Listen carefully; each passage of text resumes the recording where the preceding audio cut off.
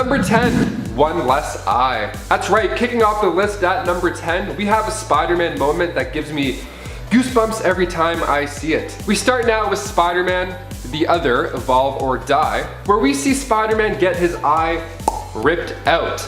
Yeah, Morlun put Spider-Man through quite the battle, but ultimately it ended with his eye being a midnight snack. Spider-Man even compared being hit by Morlun to being hit by the Incredible Hulk, saying how he's never been hit so hard in his life.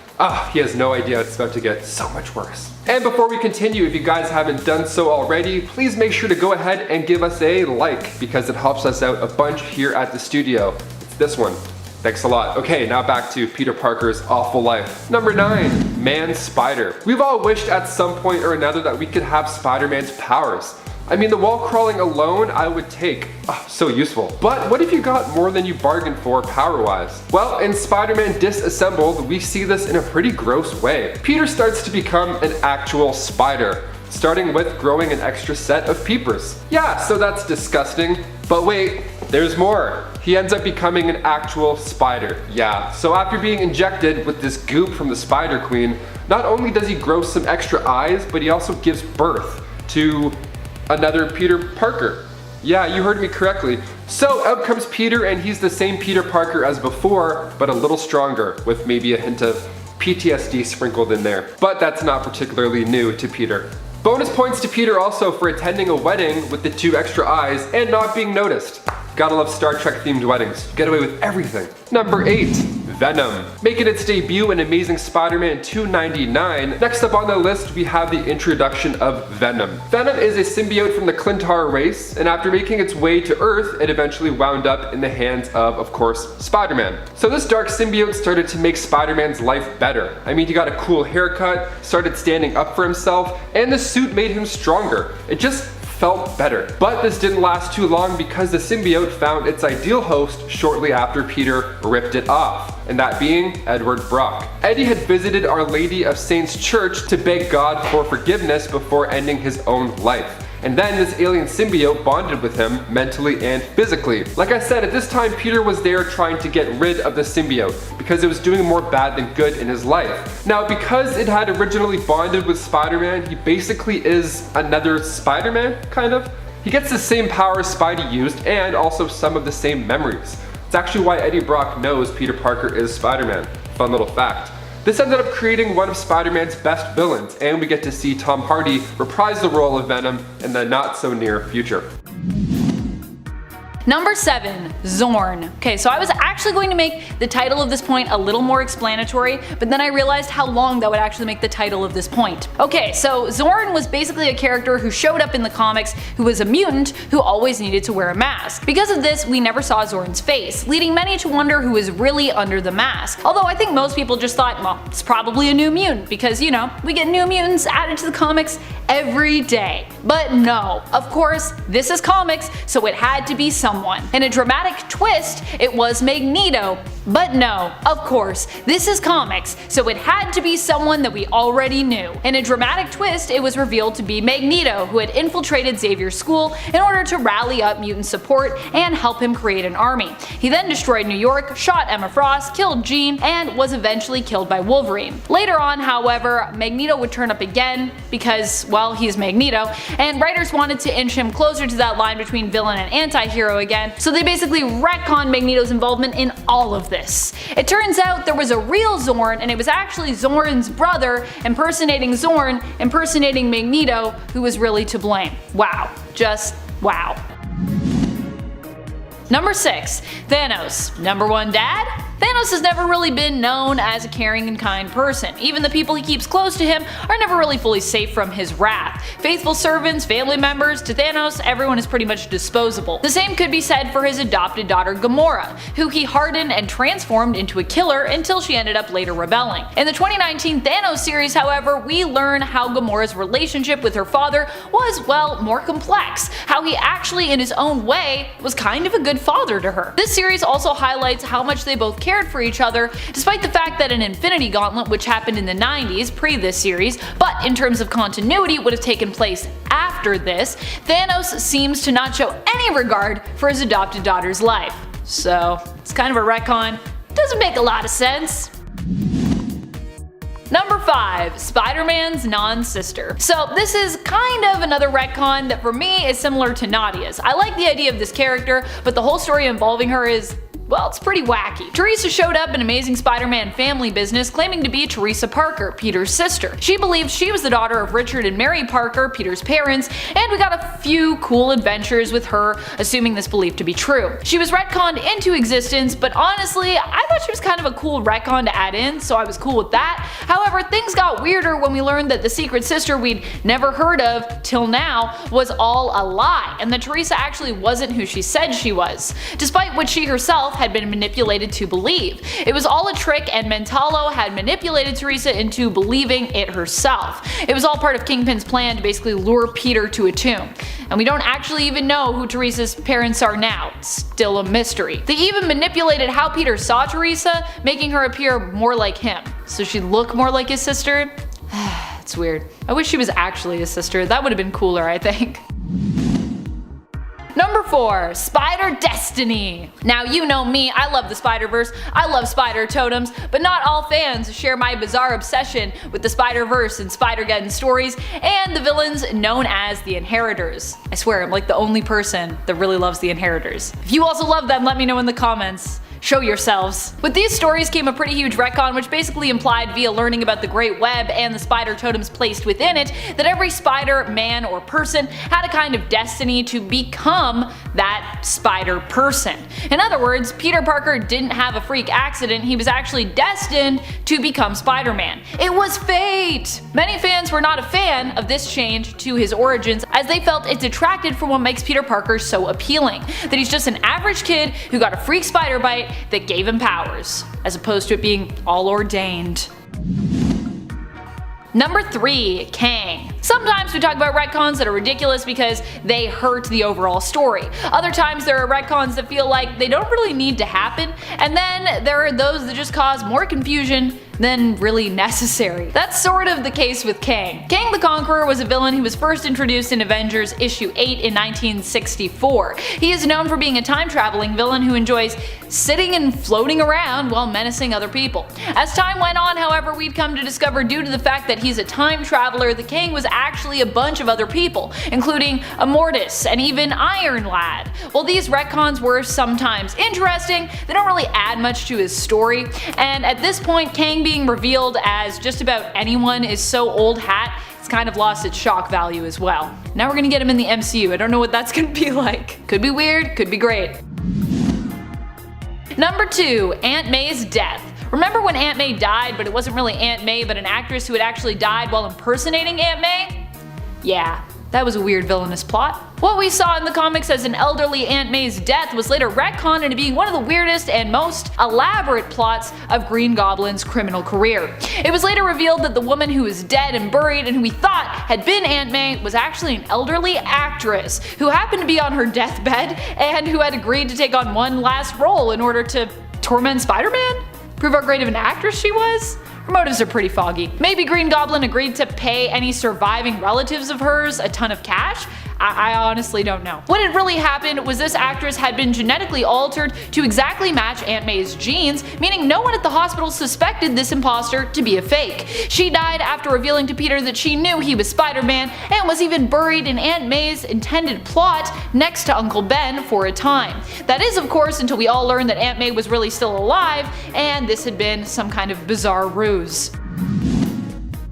Number 1. Clone Saga. I won't deny that in my time on this channel I've come to actually somewhat love elements of the Clone Saga. I originally disliked Clone Saga when I started working here, but I very much have come to appreciate parts of the story and to acknowledge that without Clone Saga, we wouldn't have some very awesome characters like Ben Reilly and Kane Parker.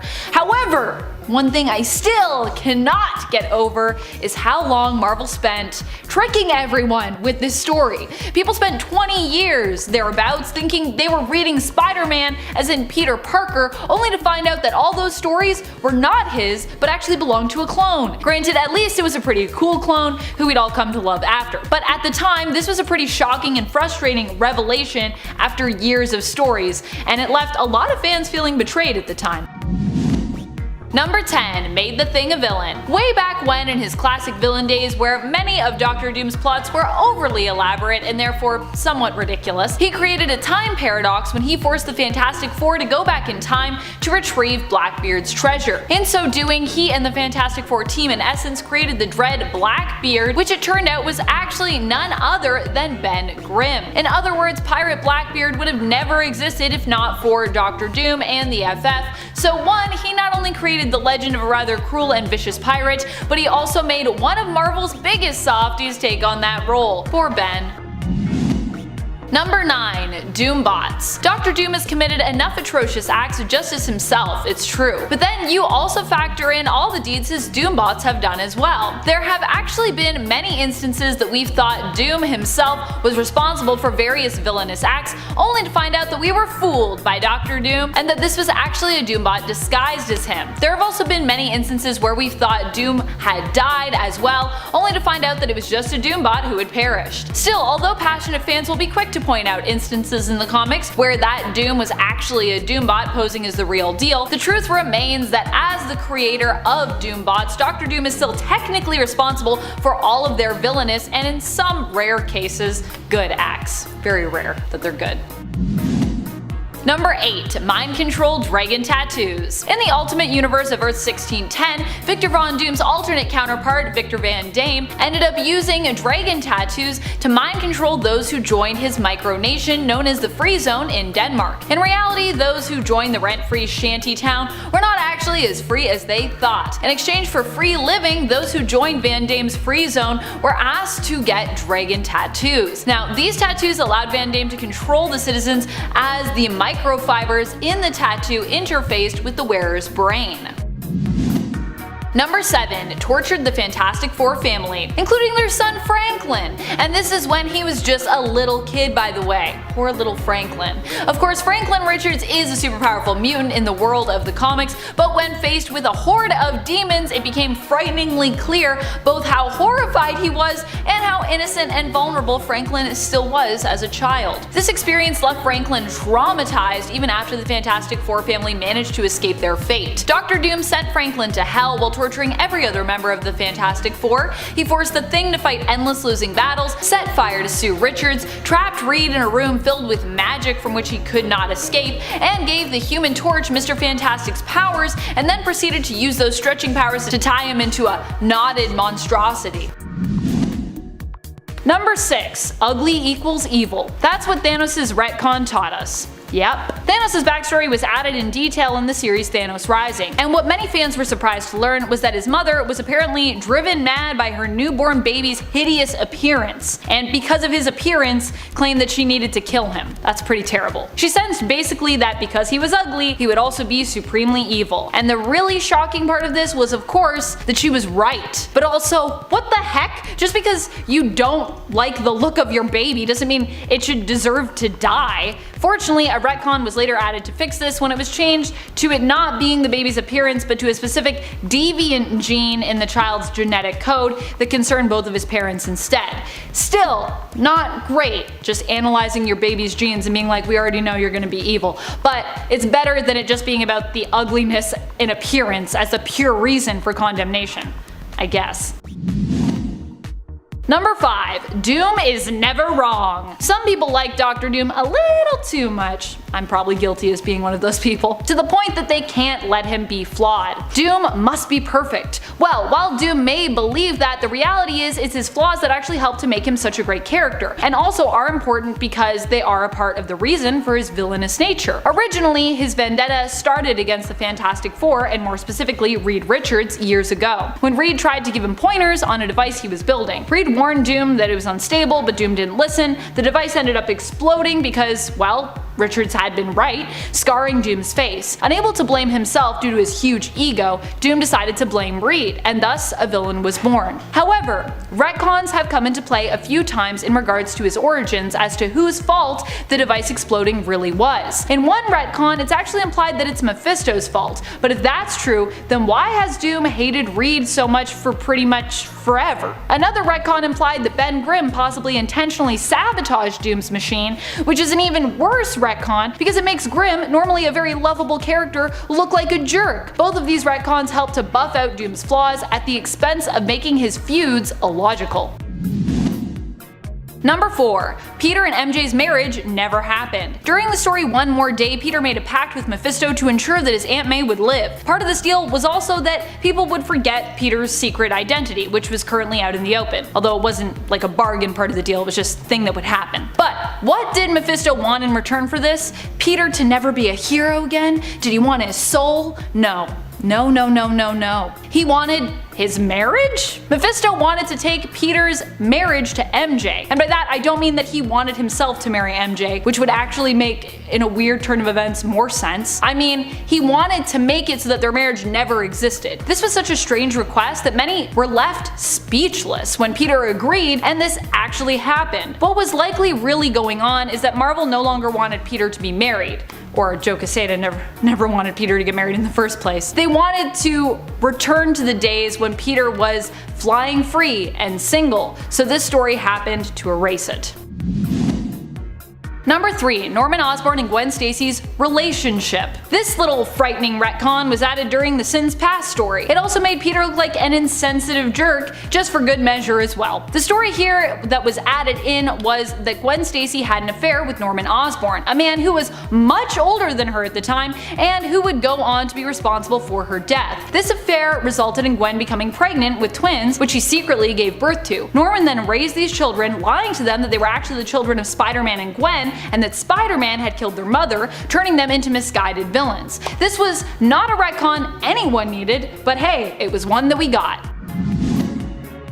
Number 2. Scarlet Witch and Quicksilver were never mutants. If you have been subscribers to our channel for a while, then you likely saw this one coming from a mile away. A list of the worst retcons with Amanda hosting it?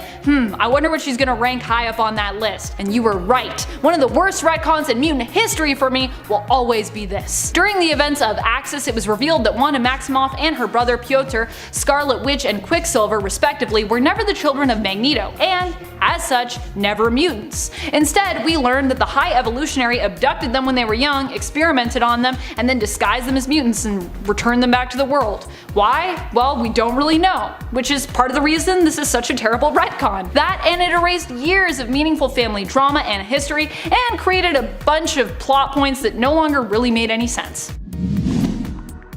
Number 1. Snap Wilson. Even worse than my own personal nerd rage towards the retcon of the Maximoff twins, everyone's outrage, my own included, against this retcon. I still can't believe this was a thing that even happened in the comics. Oh my goodness. Sam Wilson in the comics became a good friend of Captain America and was even known as his ally, the superhero Falcon. However, it was revealed that Sam Wilson wasn't actually Sam Wilson, a social worker from New York with falconry skills. This was all a fabrication of the Red Skull, who had used the cosmic cube to turn him into the perfect partner for Captain America as part of an insidious plot. The true persona of Wilson was the criminal, thug, and pimp known as Snap Wilson. What? This would be revealed to Cap as being his true persona, which Cap would then save him from. Yikes. Fortunately, years later we would see a retcon that would basically undo this one, turning the fake persona of Sam Wilson into the real persona for him, and the originally retconned real persona of Snap Wilson into the fake, meaning that Sam Wilson was always Sam Wilson and Snap Wilson was the version created and used by Red Skull.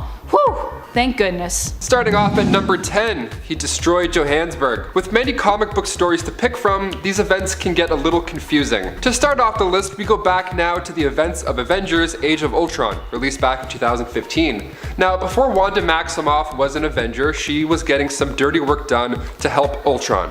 Okay, this included playing mind games with the Avengers. So Wanda gets to Banner and he hulks out big time. This time it's very uncontrollable. Now at this point in the MCU, the Hulk has a handle on his Hulk mode, kind of, like he's got it down. After Avengers 1, he was like, I'm always angry, and then he's like standing in the circle with them. He knows what he's doing to some degree, and with the help of Black Widow, she can tippity tap his palm and make him chill out. Black Widow was out of commish this time due to the same mind trick from Wanda, so he ends up going crazy in Johannesburg, and it takes Iron Man and his new Veronica #Hulkbuster armor to come in and knock some sense into him. Literally.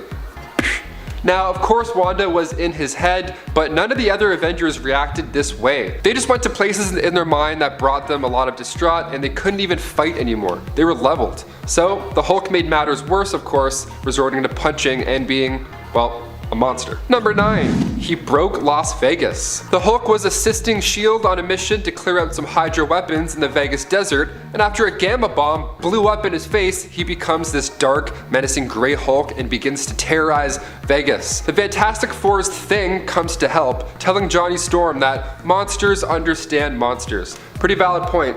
So Ben goes up to Banner and lays it down. He explains that he knows he doesn't want to hurt anybody else and that he's just messed up, that's all. He continues to offer to help Banner, treatment for the radiation gamma even. And then Hulk responds with, "She's dead. Betty Banner is dead and you can't do anything about it. You killed her." And then, bop, he goes crazy. So the people in Vegas see this monster battle happening on the news and they love it? Yeah, they start placing bets. Some guy's like, $50 on the Hulk. Another guy's like, $50,000 on the Hulk. It's wild.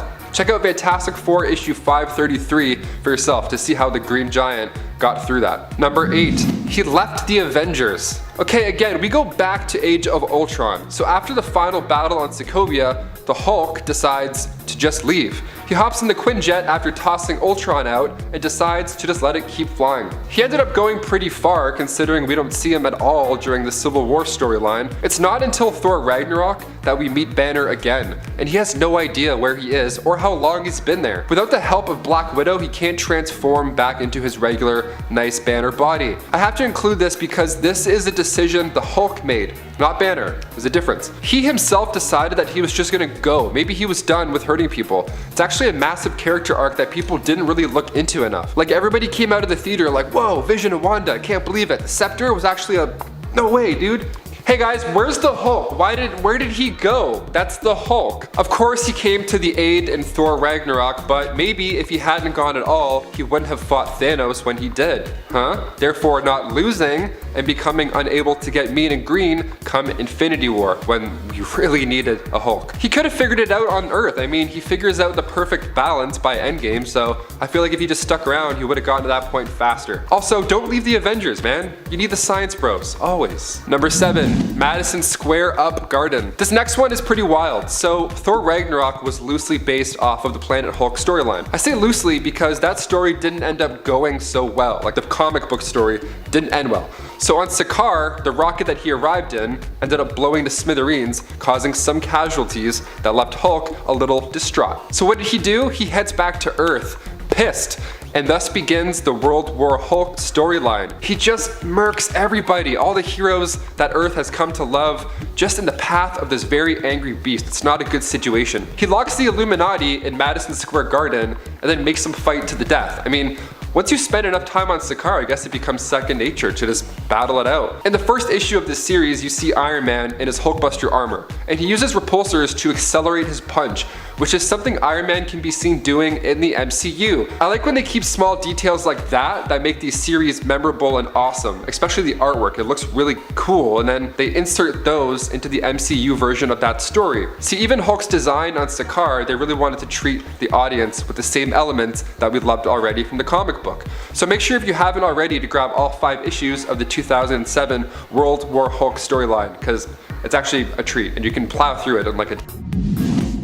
Number 6, his relationship with Scarlet Witch. This was just a weird and convoluted story in general, but basically Dr. Doom managed to wipe Wanda Maximoff's memories and then she fell in love with him and they were to be married. She didn't know who she was until Wiccan showed up and reminded her of her origin story and her family. Eventually Wanda put 2 and 2 together and figured out that Doom was manipulating her due to the fact that he seemed so concerned with her actually believing Wiccan's story. What's up with that, Doom? Doom also claimed to be doing everything out of concern for protecting the world from Scarlet Witch's unpredictable and unstoppable reality warping powers, and for his real and true love of Wanda. He really loved her, so he claimed. However, he later revealed himself to be a man obsessed with only power when Wanda transferred her reality warping power of the life force to him, and he went all crazy. He also claimed to be responsible for the death of the Avengers and mass extinction of the mutants. He was like, that wasn't Wanda, that was me. Wait, what?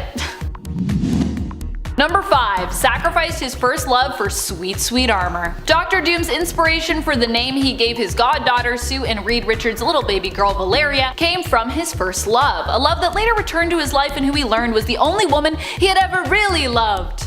So he claimed. When she did return, however, it was revealed that Dr. Doom had ulterior motives for his oldest and truest love. He didn't want to be with her, not in a traditional sense anyways. He wanted to sacrifice her life and her soul in order to earn himself some powerful mystical armor. Readers watched as Valeria's skin burned away and her flesh was remade into Doom's shiny new armor.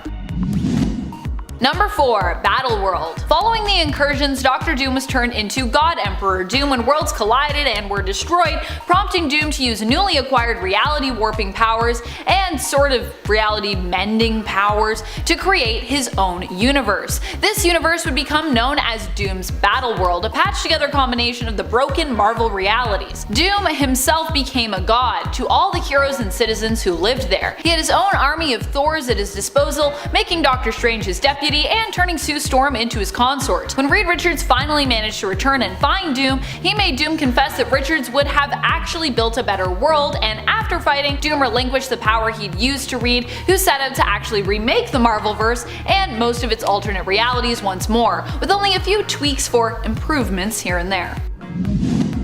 Number 3. Joie de Seigneur. While some may praise Dr. Doom for being a great ruler who brought prosperity to Latveria, we also need to acknowledge that he also snatches many of his people's rights and freedoms away in being their governing monarch and ruler. This was showcased when Dr. Doom exercised his right of droit de seigneur, marching into one of his faithful peasant Klaus's home on his wedding night and insisting that he be allowed to sleep with his bride Gretchen. While Klaus seems awkwardly accommodating, Gretchen appears downright shocked, upset, and possibly pissed off, and rightfully so.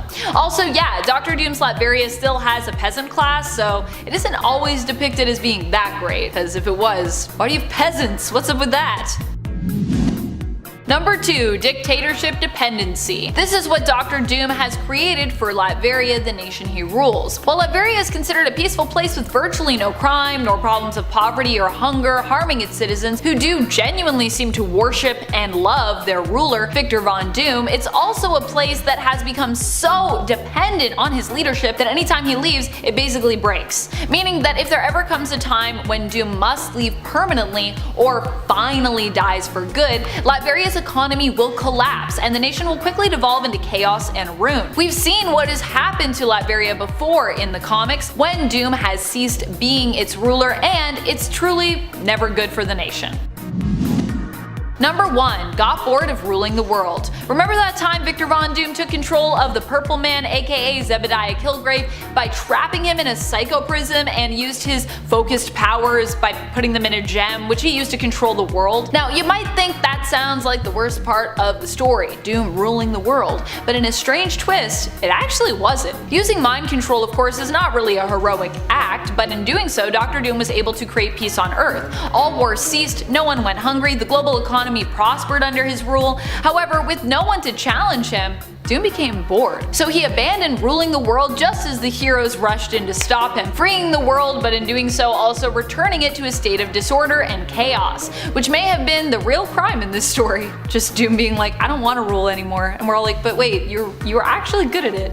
You had to use mind control, but still. Almost let a little girl die in surgery. In Amazing Spider-Man number 700, Doc Ock switches minds with Spider-Man, sort of. Doc Ock, now in Spider-Man's body, is exposed to all of Peter's memories and experiences, and it definitely has an effect. He decides to become a superhero, calling himself the Superior Spider-Man. However, in the first issue of Superior Spider-Man, it's revealed that a portion of Peter is still residing inside of the body, and it has some control over Doc Ock's actions. So later in Superior Spider-Man number 8, the Superior Spidey finds a device that he can use to get rid of the last bits of Peter Parker that remain in his brain. However, in order to gain access to this device, he first has to perform surgery on a little girl. So this leads to a scene where Ghost Spider-Man is like in the background, basically trying to prevent Doc Ock from doing the surgery, knowing that Doc is going to finish off Peter Parker after he's successful. However, Peter does eventually relent and Doc succeeds in his surgery, but for a moment there it kind of seemed like Pete was ready to let a little girl die so that he could live. Not exactly Spidey's finest hour. Number 9. Killed MJ. So Peter's track record when it comes to loved ones isn't as bad as someone like Daredevil, but hey, it isn't great either. In alternate universes especially, Spider-Man has caused a lot of harm to those that he's loved, and I mean a lot. And even in the main continuity, his track record isn't so great. In the Marvel Zombies universe, Spider-Man was transformed into a zombie, and as this happened, felt the uncontrollable urge taking over him. He was like, I'm so hungry, I gotta eat people. He tried to tell his loved ones to get away from him, but it was too late, and he ended up not only killing, but full on eating both Mary Jane and his Aunt May. Of course, can we really blame Peter for this one? Not so much. He was a zombie and he wasn't really in control here. But knowing Peter, you can bet he likely reminisced and blamed himself continuously for this for days on end, even while he was a zombie. Because, you know, Peter just loves to blame himself for everything. And before we move on to this next spot, just a quick little reminder to give this video a thumbs up if you are enjoying it. It really helps us out at the channel. And thank you if you've already done it. Number 8. Allowed a kidnapping. In Amazing Spider-Man number 112, we see Spider-Man really worried about Aunt May. She's gone missing after Gwen Stacy gave her a hard time for meddling in Peter's life too much, and he spent most of the previous issue searching for Aunt May. In this issue, we see Spidey has become so distracted, he doesn't even notice this guy getting kidnapped nearby. What's worse, when Pete does notice this guy, who also notices him, he starts the classic Spidey monologue about how helping this poor slob will take hours. Hours he could spend searching for Aunt May. He actually leaves the guy to get kidnapped, saying, maybe someday I'll have the courage to face myself again. Damn, Pete, you could have easily stopped and saved this guy. If that wasn't bad enough, later on it turns out that Aunt May wasn't even missing, she just had a new job. Way to go, Spidey. Number 7. Used young mutants as weapons. That's a harsh way of putting it. Professor X did a similar thing with all of us, and I guess a part of me was emulating him in a way.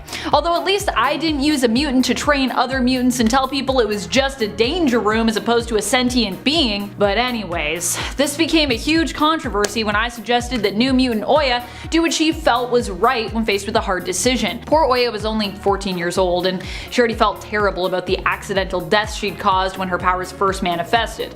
So the wording I used there was poor in terms of providing guidance. I truly believed we were almost out of time and Oya was our only hope, despite Wolverine's pleas that he could still make it in time. As a result, Oya killed members of the Hellfire Club and everyone labeled me as someone who molded our young recruits into ruthless killers and dangerous weapons. Number 6. Exploited X-23. When we originally took Laura Kinney in, I wanted to utilize her, but Wolverine disagreed with me. We needed to get the X-Force back together. I needed that team. I went to Wolverine and explained why, and he was all for it. Although he did mention the fact that I was keeping it from Emma, which, yes, I'm not proud of. We needed to come up with a roster as the team had disbanded. Now, I suggested X-23. Laura Kinney had been trained as a killer and she was highly skilled. She was perfect. But Wolverine felt differently, that she didn't have the life experience to make that choice if offered. I probably should have talked to Wolverine earlier about it, but I'd already offered Laura the spot and she'd accepted. I wanted to utilize her, but Wolverine saw it as me using her. Number 5. Cheated on Jean Grey. So originally I was personally all about Jean Grey. She was perfect for me, I thought, but I don't know.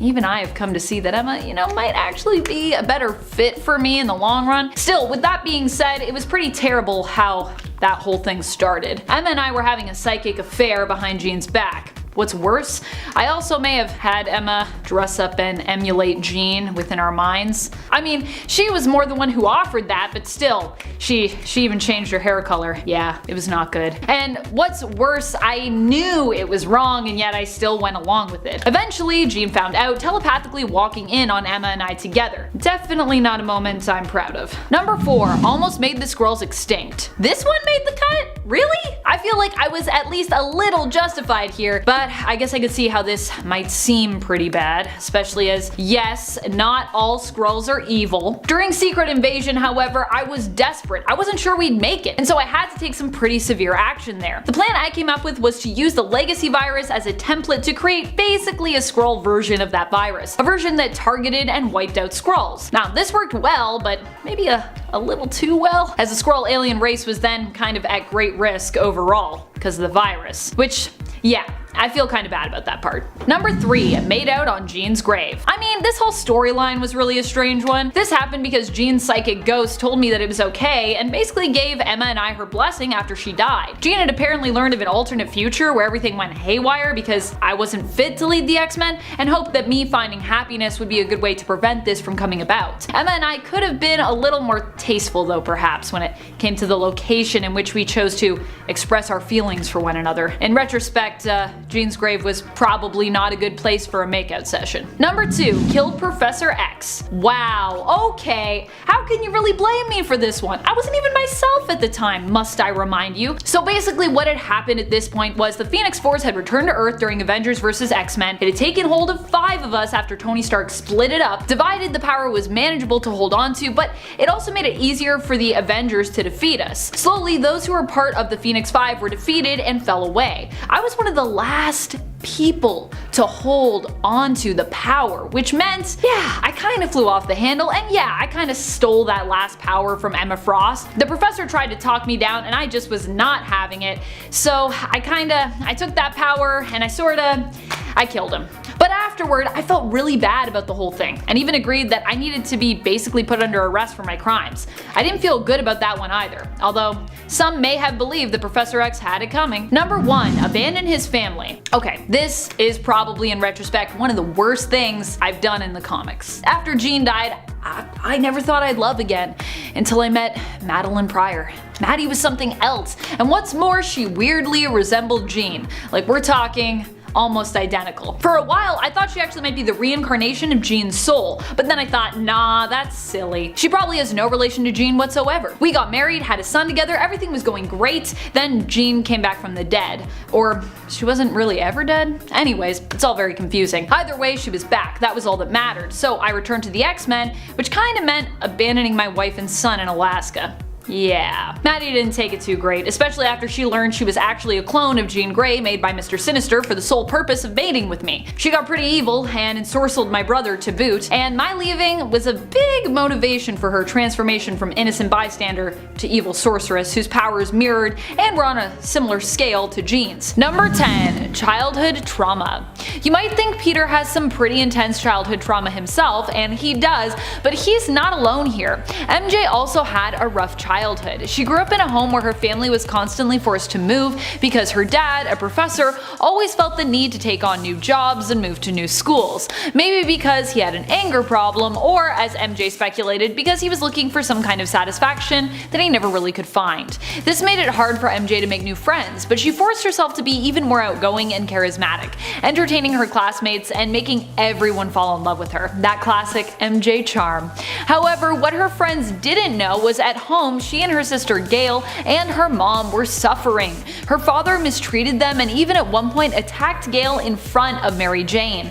Eventually, her mother left her father, but I don't think MJ ever really healed from her trauma, instead choosing to use her love of performing as a creative outlet and a means of escape. Number 9, losing her mom. Not only did Mary Jane have a difficult life growing up, but she also lost her mother at a young age, after her father had disappeared from her life, and right around the time her sister had her husband walk out on her, while she was pregnant with their last child. Oh my goodness. The death of her mom took a toll on MJ and served as a wake-up call. Feeling her mother and her sister had both wasted their lives, giving up on their passions to become mothers, she left her sister, moving in with her Aunt Anna in Brooklyn, and decided to pursue her own dreams of becoming a professional actress. And before we move on to our next spot, just a quick little reminder to give that like a little click. It really helps us out on the channel, and thank you so much if you've already done so. Number 8, killed by love. This one only ranks lower because it is technically from an alternate future, but it's still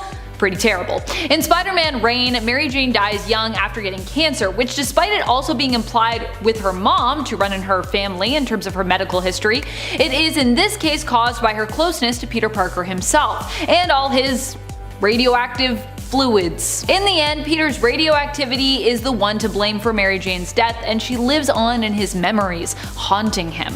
We also need to acknowledge how unkind, senile old Peter is to ghost memory MJ, because that is also very much a thing in Spider-Man Reign. In typical Peter fashion, he seems to almost take out his own feelings of guilt on her ghost, having more than a few outbursts that are directed at MJ's non-existent self. Number 7. Worst boyfriend ever. I wish I could say this was a one-time instance, but this is one of the worst, most consistent things that we've seen from Peter Parker throughout all of his relationships. He's not only super awkward around the ladies, but also has a tendency to behave badly with his romantic partners as well. For one, Peter very rarely lets people in on his secret of being Spider-Man, which causes a lot of problems early on in relationships that usually end up causing a breakup before things get super serious. And you might be thinking to yourself, but wait a minute, Amanda, hasn't Peter Parker told Mary Jane before that he's Spider-Man? Yes, but she also apparently knew from like day one that he was Spider-Man, so I don't know if that even counts because she knew the whole time. But beyond that, he also says things and does kind of things that are just in general awful. He snapped at his partners, lied to them, gotten them into all kinds of danger, blamed them for things that weren't their fault, and even at times physically hit them. Like when Mary Jane tried to break up a fight between Peter Parker and his clone Ben Reilly, and in a mindless rage, he slammed her back, causing her to go flying into a wall. Also, Spider-Man is super strong, so even if he like flicked Mary Jane, I imagine that would be terribly painful. Oh, and she was also pregnant at the time with their child, which just makes it even worse. Number 6. He almost robbed a jewelry store. Okay, I know this isn't supposed to be top 10 things Spider-Man almost did, but I have to mention another really weird out of character Spider-Man moment. In Amazing Spider-Man number 87, Spidey has been suffering from an illness that he determines to be the radioactivity in his blood slowly killing him. He's been feeling delirious for a while and having a hard time using his powers properly, and he's swinging around the city, monologuing, wondering what it means for his future. Suddenly, he remembers it's Gwen Stacy's birthday, classic Peter, and he doesn't have a gift. So in a bizarre moment, we see Spider-Man randomly decide to break into a jewelry store and he steals a necklace for her. He realizes what he's doing before it's too late and he kind of like puts it back, but he's already caused property damage and like, you know, thank God they don't have cameras because Jameson would just have a field day with that. The whole thing is just a really weird moment. Spider-Man starting to wonder if he's losing his mind. And the whole thing was really surprising to me, and he almost went through with it. Number 5, killed MJ. Again! Yeah, for someone who claims to love her so much, Peter is not very good at treating MJ well. This one comes to us from another alternate reality though, so we do have to, you know, asterisk and add that in there, little editor note. Because of course, Peter would never kill Mary Jane in the main continuity, or more, he just hasn't done so yet. In the reality of Spider-Man Reign, we're taken to a potential future reality where Peter killed Mary Jane simply by loving her. Their being intimate, at least that's what's implied, caused Mary Jane to be exposed to Peter's radioactivity at a level where she ended up getting cancer and dying. His radioactive fluids. Yeah, that's pretty intense. In typical Peter fashion, this becomes one of his greatest regrets, giving MJ cancer, and only serves to basically drive him insane and turn him senile, which really doesn't help anyone and makes for a pretty crazy story when he returns as a bizarre and depressed version of Old Man Spider-Man. Old Man Spider-Man is super depressing. Number 4. Worked for the Jackal. The whole clone saga was definitely one of Spidey's lowest points, especially just the way that they totally messed with Peter's character throughout the whole thing. He was calling himself the Spider and just acting generally unpleasant, but when he found out that he wasn't the real Peter Parker but a clone, he really didn't receive that news very well. The Jackal somehow ends up convincing Pete to work with him, and somehow Peter buys it, even though it means working against his friend Ben Reilly. Peter eventually does come to his senses, but man, how could he have ever been convinced to work with a supervillain in the first place? You know, every time I look back on this era, I remember why people hate it so much. Both versions of Spider-Man are pretty decent, but the way that they're pitted against one another as if there can only be one and everything, the whole thing just felt kind of forced. Number 3 was too apathetic. Spider-Man's apathy is something that haunts him to this day and makes him pretty much the one to blame for his Uncle Ben's death. Well, I mean, I personally think Peter is much too hard on himself here, and that being that harsh only leads to more disasters later down the road that his intense sense of responsibility has a hand in causing, but I digress. Peter for sure thinks this is the worst thing he has ever done, allowing the man who would go on to kill his uncle to get past him. At the time when the guard who pursued the criminal asked for help, Peter simply didn't see the point in aiding. That wasn't his job, he thought. He wasn't a hero. However, afterward he learned that with great power comes great responsibility, a lesson that has haunted him and continues to both haunt and inspire him to this day. Number 2. He killed Charlemagne. In the one-shot Spider-Man vs. Wolverine from 1987, we get to witness an epic showdown between these two fan favorites. Peter winds up in Germany investigating a mysterious arms dealer. Charlemagne turns out to be an old associate of Wolverine's, and she's got all kinds of people after her. They track her to East Berlin, where Wolverine plans to kill her, sparing her from being tortured by the KGB. Spider-Man isn't really cool with the whole killing her part of the plan, so the two of them have a bit of a fight about it. However, after a helicopter breaks up the fight for a second, Peter's spidey sense kicks in, and thinking that Wolverine is behind him, he turns around and delivers a full-powered punch, instantly killing Charlemagne. It's implied that she probably intended for this to happen as she was wanting to die and stuff, but still, if you had told me that Spider-Man once punched a woman with no superpowers and killed her in one hit, I'd be a little skeptical.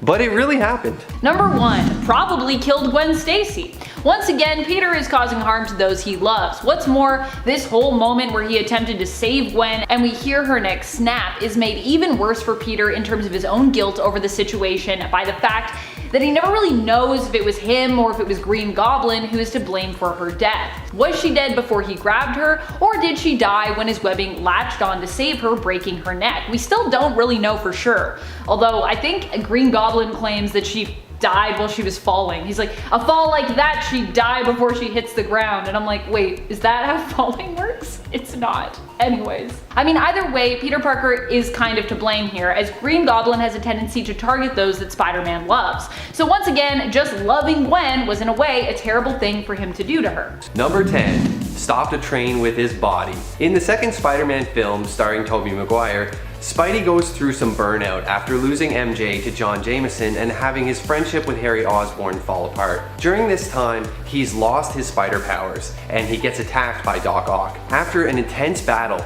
the Mad Doc leaves Spidey to rescue a rogue train heading off of the rails. Pete, having already taken off his mask, puts himself directly in the line of danger and is stretched to the point of nearly breaking in two as he gives everything he's got to stop the train. The effort leaves him battered, bruised, and barely conscious, and in a touching moment, the citizens of New York move him to safety and return his mask, swearing that they won't tell a soul.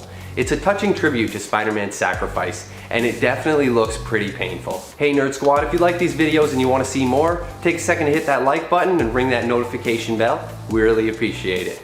Number 9. Got dragged off to fight in another dimension. This version of Peter Parker has it pretty rough. When he was a boy, his parents died in a car crash, and his Uncle Ben was highly abusive. In his anger, he adopts the name Charlie Parker instead of Peter. He's a problem child, and he spends 2 years in a juvenile detention center. By age 13, he's living on his own and using his abilities to steal from drug dealers. If that's not bad enough, he's later recruited into the Superior Spider Army, picked up by Ashley Barton, and dragged off to fight in an alternate universe where the Earth is irradiated, without so much as an introduction or an explanation. That it's like, let's go, no time to explain. This version of Spidey is pretty grumpy, and it's easy to see why. Regular Pete already has a hard time, but this guy got dealt a seriously crappy hand. Still, having spider powers does seem pretty awesome. Number 8. Got beaten to near death by the Phoenix Four. The Avengers vs. X-Men event was epic and mind-blowing, featuring some crazy showdowns between our favorite heroes. In A vs. X Volume 1 Part 7, Spider-Man plays a big role as he trains with Hope Summers, trying to help her learn how to control the Phoenix Force. As she grows frustrated that the fight is escalating and she hasn't been able to help, Spidey tries to reassure her that her time will come. Ironically, it's Spider-Man's time that comes later, as he covers the escape of his fellow Avengers by distracting those who are controlled by the Phoenix Force. Despite him having no chance, Spidey gets up again and again after he's beaten to a pulp, likely suffering multiple broken bones while rescuing his friends. It's a real display of heroic sacrifice from everyone's favorite wall crawler. Number 7, killed his mother. He just likes to kill everyone in his family pretty much. Granted, his mother did try to kill him when he was born, so this feels almost somewhat poetic. In the series Thanos Rising, we saw more into Thanos' origins and backstory as a youngster.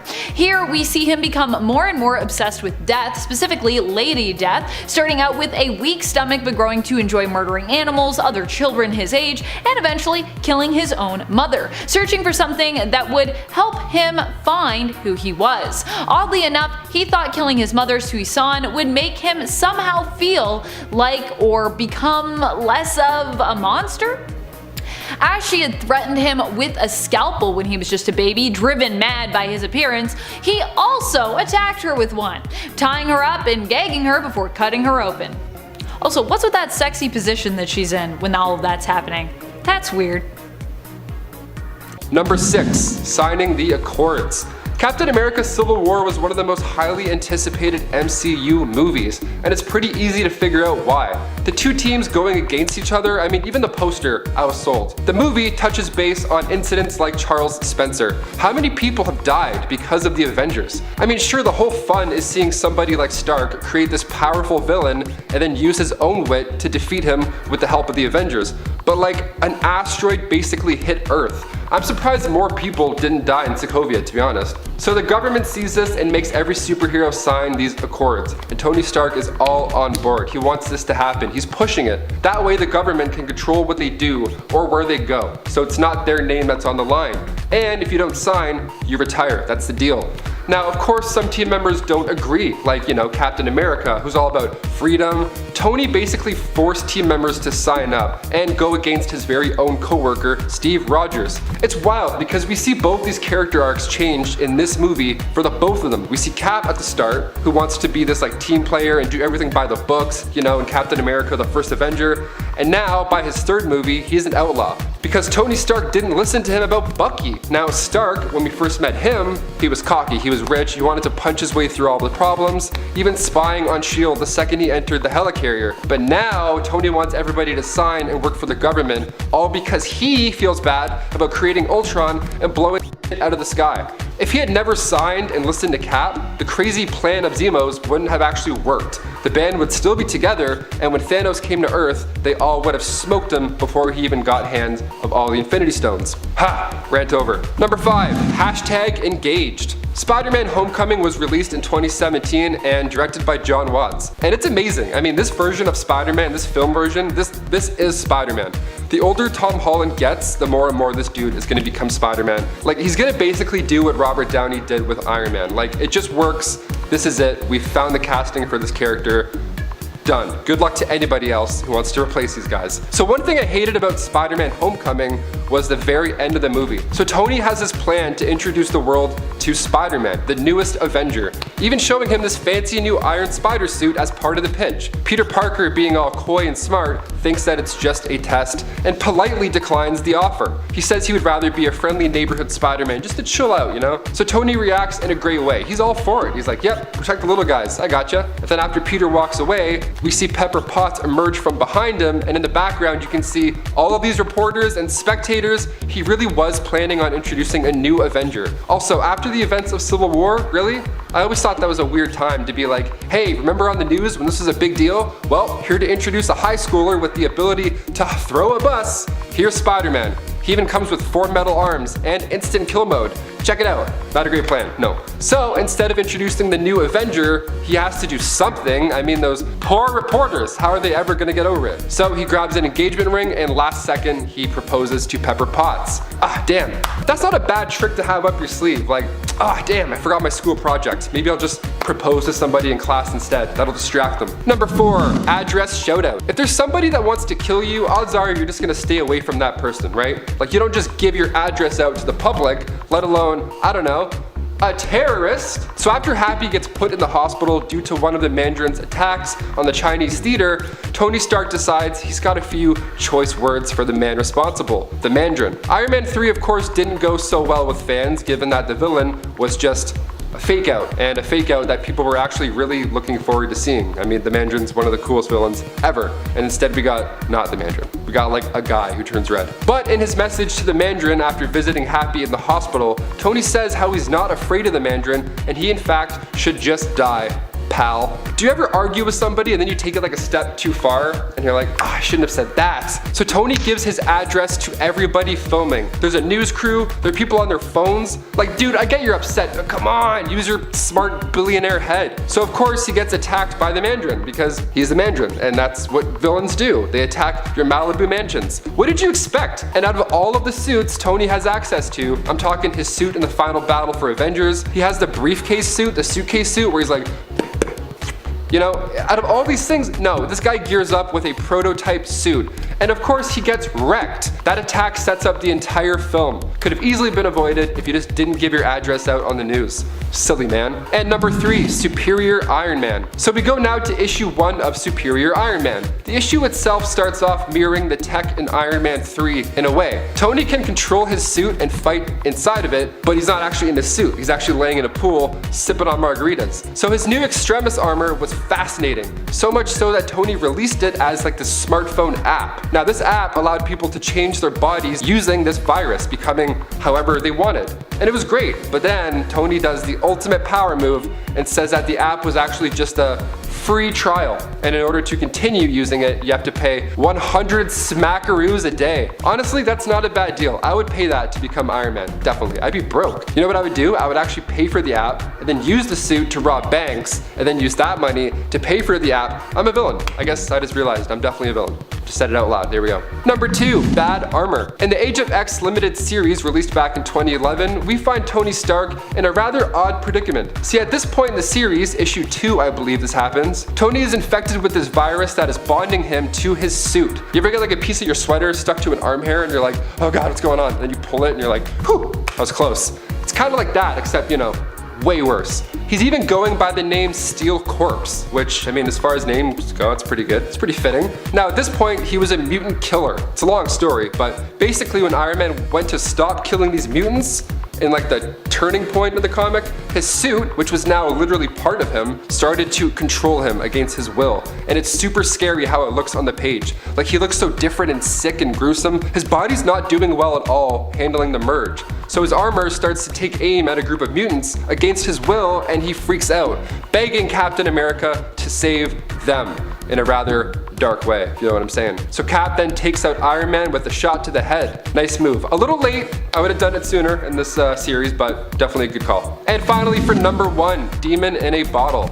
So the classic storyline that was actually the center of attention for Iron Man 2 back in 2010. So in this movie we find Tony Stark, and at this point the arc reactor in his chest was powered with a palladium core. So time plus usage of the Iron Man suit equals poison. Not great. So we see Tony's life being ran down to the ground. We see his mental health start to decline, and at Tony's party he's hammered, he's peeing in his suit, and then to see a drunk superhero like Tony Stark acting like that, it wasn't random. This idea didn't come out of nowhere. The idea was loosely based on the Demon in a Bottle storyline from the comics. See, this character arc begins with Iron Man issue 120.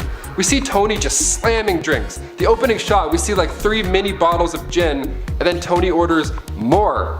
And the flight attendant's like, hey, how about a magazine, because it's the middle of the day? And Tony responds with, nope, I'll do another martini.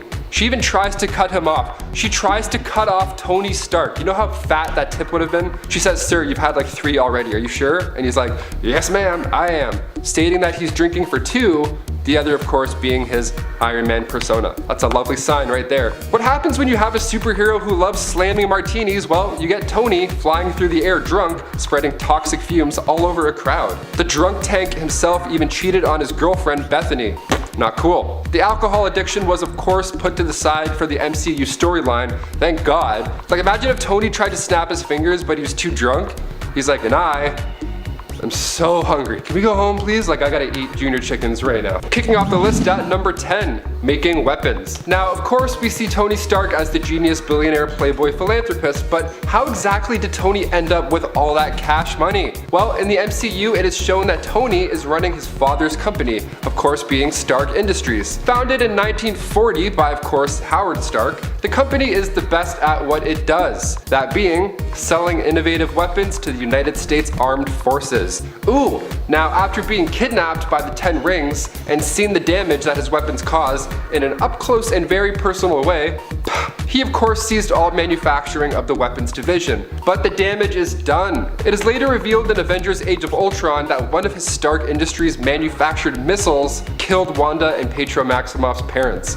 Not cool, Stark, not cool. Number 9, Hulk's field trip. In the MCU, the Hulk leaves the Avengers and the planet for that matter. See, after tossing Ultron out of the Quinjet, the Hulk lets himself fly away on autopilot, perhaps feeling that he's done too much damage and that his presence is causing more chaos than comfort. Well, in the comics, that basically happens, but it's done with haste, and it's done by none other than our very own Iron Man. So the Incredible Hulk issue 92, titled Planet Hulk, starts off with Reed Richards and Tony Stark talking to a monitor, and that monitor is sending footage to the Hulk in the ship. They explain to the Hulk their trick, which was to send the Hulk away while he was already in space for a previous mission with Fury. They say they've picked his destination very carefully, which is this lush planet full of vegetation and game, no intelligent life forms. Sounds pretty easy breezy for a creature like that, only of course he ends up on Sakaar, which is not that planet. It's very different. He's actually forced to become a gladiator and fight for his life. Now, the Hulk is out of the picture, right? Mission accomplished, we did it.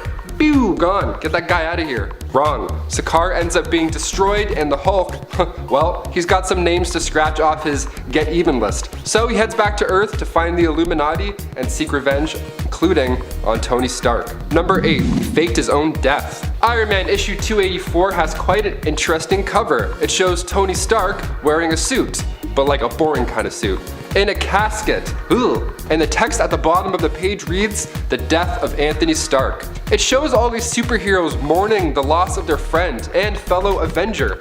Even Dr. Doom is like, ah yes, let us drink to the memory of a worthy opponent. Like, you know you're sick if Dr. Doom is like, yeah, cheers, I'll drink to you, that's cool. And to make things even crazier, he writes a note to Rhodey that says, "This keycard will give you full access to the entire complex. Take this CD-ROM disc to my office and play it on the AV system." Wow, nothing says futurist rich billionaire like, take this CD. It'll help you. Okay, you have to like wipe it off first. Put it in. So he puts it in and clicks play, and it is pretty awesome. It shows Stark explaining that somebody has to carry on for him. The world needs an Iron Man. And bam, you see a suit made just for Rhodey. What a moment. Tony continues to say that Iron Man was the greatest thing that he's ever invented, and he doesn't want it to die with him. Fair. I mean, it's pretty overwhelming for him though. I mean, all that responsibility of being the new Iron Man, plus mourning your best friend, plus figuring out how to run a company, that's a lot of So finally, he suits up and it's epic. Iron Man lives again, but it turns out Tony wasn't actually dead at all, rather just under cryogenic stasis until a scientist sorted out his spinal software problems. Ha! Gotti! And number 7, he created Ultron. Ultron can't see the difference between saving the world and destroying it. Where do you think he gets that? That line is said by Wanda Maximoff in Avengers Age of Ultron. So Tony has created some amazing stuff. All of his suits, his innovative tech. Barf? Barf? That's the greatest thing. This dude knows what he's doing. But what if he created a supervillain? Ooh. So we find Tony and Bruce working on Ultron, right? Or just the idea at this point, rather. See, Tony had this idea since Avengers 1 that if he could create a suit of armor around the world, it would be a safer place, or rather create a robot that kicks ass, essentially. Something that just takes care of threats while the Avengers, I don't know, read a book, relax for once in their lives. Of course, one of the main elements helping them achieve this goal is the return of Loki's scepter.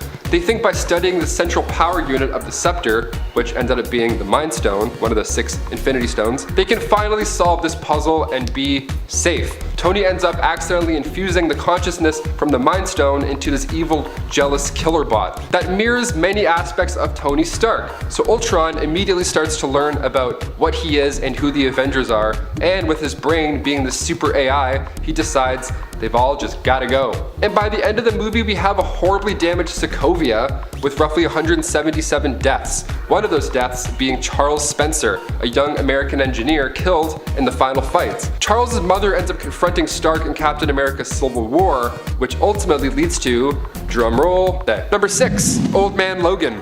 Now, we were all delighted to see an R-rated Wolverine story finally on the big screen with the release of Logan back in 2017. This was loosely based on the story Old Man Logan, written by Mark Millar and Steve McNiven. The film had Logan in the spotlight alongside Charles Xavier and Caliban, and is one of my favorite movies ever. Not even superhero movies, like just as a movie in general. Hugh Jackman is chef's kiss, so good. But in the comics, the story has moments that are even darker than what we saw, believe it or not. Like how about a Hulk gang, for starters? That's right, so in this storyline we find the Hulk as one of the few remaining superheroes on Earth. Now at this point, Banner had decided to breed with somebody like him. Maybe just a little bit too much like him. Like, I don't know, say, his cousin? Yeah, his cousin. So him and Jennifer Walters had an offspring and referred to them all as Hulk Gang, which is a sick nickname for your little ones. Now, if you think that's already twisted and wild, the Hulk Gang actually killed Logan's family. Why? Well, they were bored, of course. What else do you do when you're bored? Do you watch these videos, or do you just murder Wolverine's family? Today you did the right choice. So Wolverine went to exchange a few words with the man, of course, and Hulk ended up swallowing Wolverine whole. What a jerk. Don't worry though, Wolverine used his claws to get out in a rather messy way, killing Papa Banner in the process. Number 5, Statue of Liability. We go now to the Incredible Hulk issue 299. So after the Avengers and everybody decided, hey, the Hulk can finally control himself, let's all be nice, let's give him a statue, reward the man. He earned it. Earth's mightiest hero, we love this guy. Yeah, he's on lunchboxes, so nice. Then in comes the villain Nightmare to ruin the day for the rest of us. So he taps into Banner's subconscious and makes him resort back to the monstrous, uncontrollable ways that he used to be. Again, kind of like when Wanda was messing with his brain in Age of Ultron. So he grabs a statue that was made for him and then just hucks it at Thor. That's hilarious. Like, hey, happy birthday, thanks. Ugh. The Hulk even beats up Banner's girlfriend named Kate Waynesboro, not to be confused with the Wayans brothers. So next time you give your friend with anger problems a statue, just make sure they can't throw it at you. And number 4, train problems. Have you ever been commuting to work and you think, oh, what's taking so damn long? Why isn't this train going anywhere? Well, in a world where these beasts exist in real life, the usual traffic jam would have most civilians' palms sweating. Like if the Avengers were real today, like in our world, I'd be afraid all the time. So many villains, so many problems all the time. Like if I heard a balloon pop in the other room, I'd be like, is it Loki? Are we good? Am I dust? What's going on? Is it happening again, please? So in the Incredible Hulk 122, Hulk has a moment where he kind of ruins an entire locomotive, yeah. He was annoyed by the sound of a passing train and does his version of a rope workout, you know, when those like guys get in the thing and they flick it? He does that, but with a train track. Causes all the cars to fly in the air, like that tablecloth trick, except when your like nephew does it and he doesn't know how to do it yet, so they all just fly off. No passengers were on the train, sure, but I mean, making it rain sidecars, I'm sure that's not the easiest thing to clean up. Number 3, Joe Not Fix-It. The Grey Hulk, aka Joe Fix-It, is one of my favorite versions of the Hulk. He's like this bouncer in Vegas, and he reminds me of a security guard that I actually used to work with in a bar. His name's Tony. He was awesome. He was like this big, old guy. He's amazing. So naturally, I like this Hulk a lot. The next point made me like him even more. He's a savage. A savage! So he sees his ex-girlfriend, Marlo Chandler, being attacked by a werewolf. So what does this giant, unstoppable monster do upon seeing this? He just stares and considers letting her get mauled. I mean, maybe he's jealous, maybe he's a little bit, I don't know. But I mean, Joe Fix-It is this tough, I don't give a shit kind of guy. I mean, come on, this is a pretty dark character arc. A little bit too much, Mr. Joe Fix-It. And number 2, Killed Tigra. Okay, yeah, this one goes pretty dark. We go now to the 1995 comic titled The Last Avengers Story. Now at this point, most of our loved heroes have gotten old and retired. Either that or they've died in battle. Not much is happening in terms of super support. So in the first issue, we find the Hulk in, of course, a fit of rage. Classic. And at one point, he gets his green mitts on Tigra and, oh baby, that's a position you don't want to be involved in. Tigra jumps in like, yeah, we're a team, haha, the Hulk, I can just claw his eyes out as easily as anybody else. And then Banner grabs her and says, hey, make a wish. and pulls her apart. Like one of those holiday finger popper snapper things where you go, yikes, make a wish. Who says that? This guy's messed. And finally, number 1, Hungry Hungry Hulk. To end this list, I thought it was fair to pick the 2002 to 2004 run of the Ultimates, where Hulk is, of course, a cannibal. Mark Miller and Brian Hitch wrote this thing so well that I actually want to see this version on screen more than like any of the latter. So after becoming the Grey Hulk, he ended up eating a bunch of people. He even encounters Iron Man and says the line, "Little man smells like canned meat. Hulk want to know if he tastes like canned meat too." Like, if he said that to me, I would my super suit. I would be like, no, I'm not dealing with this guy, you guys do it. Like, imagine if he said this in the movies, the entire theater would just sit up like, is he about to eat Tony Stank? So since the Grey Hulk incident, he's been locked up, rightfully so, but after Magneto attacks the Ultimates base, they lose power for a little. So during that time, Hulk decides the 6 nursing staff members near him served as a tasty treat, and down the hatch they went. Yum yum. Number 10, rendered Eros powerless. It's got to be hard being the brother to Thanos. Just ask Eros, aka Star Fox, about it, and I'm sure he'll tell you as much. Star Fox is often presented as being a hero in the comics, and yet despite his own reputation trying to do good at least, he has to live in Thanos' shadow. Of course, Eros has done some questionable things in the past as well, but I still can't help but feel a little bad for him. During the 1991 Infinity Gauntlet miniseries, while Thanos threatens Marvel's greatest heroes, Star Fox is taken prisoner by his brother, who basically rendered him powerless and makes him watch as he torments his fellow superhero colleagues and friends, eventually killing many of them. Though of course, they would return. That is what it's like to be the brother to the Mad Titan though. He takes the phrase of sibling rivalry to a whole new level. Number 9, kills his own servants. Thanos is not even above killing those who serve him. He has obviously without much remorse killed his own adopted daughter Gamora before in the comics, and in the Marvel Cinematic Universe, although it pained him, he also chose to sacrifice Gamora to get his way and complete his plan. The Black Order, however, are not usually people who betray Thanos, unlike his traitorous daughter. They are usually loyal to a fault, having been tested over the years by Thanos and chosen for their strength, ingenuity, and ruthlessness. However, sometimes their own greed for power gets the best of them. Such was the case when Corvus Glaive ruled the Black Quadrant in Thanos' stead and was made to end his own life upon Thanos' return for basically doing so. He was like, I was just keeping the seat warm, and Thanos was like, nah, I don't believe you, you're dead. Before there was the Black Order, by the way, there was the Butcher Squadron as well, a team which Thanos assembled but would actually choose to murder members of at random for his own reasons. Not really a guy you want to serve, I don't think. Number 8, killed his father. Mentor is known in the comics as Thanos' father. Alars, aka Mentor, has felt deep and intense guilt for years over his son's actions. At times, Mentor has even tried to intervene to try and fix the disaster and bloodshed that Thanos has wrought. In the end, Thanos grew sick and was dying from an unknown and seemingly uncurable disease. He turned to his brilliant father, an accomplished scientist, for a cure, after exhausting every other option he could think of. Mentor was forced to help Thanos when he threatened the other scientists' lives and the lives of their families who resided on the moon where Alars was living. When pressed, however, Mentor shared that a cure would take years to find, if there even was one, and that he was happy Thanos was finally dying. He only regretted not killing his son himself years ago. This outburst resulted in Thanos having an outburst of his own, and he murdered his father in response. It's not a great relationship.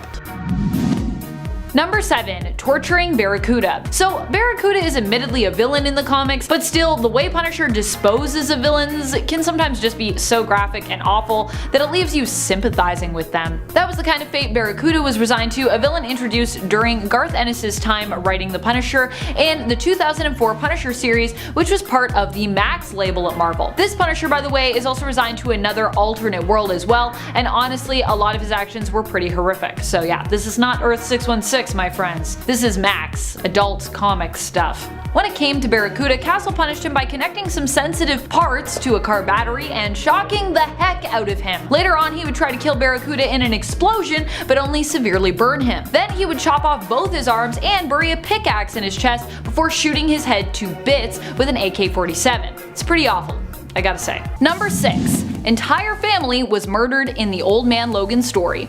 Logan actually manages to settle down and start a family with a woman named Maureen in the apocalypse. Together they have 2 children, Jade and Scotty, likely named after Logan's old friend and sometimes rival, Cyclops aka Scott Summers. Unfortunately, when Logan is forced to go on a mission to earn rent sooner and in a higher sum than expected by the Hulk gang, he returns on time, in fact earlier than that, only to find that the Hulk gang got bored and murdered his entire family anyways. His 2 kids and Maureen are all dead. Logan gets his revenge, of course. Tragically though, it does nothing to bring back that which he has lost. Number 5. Forced to kill Jean Grey.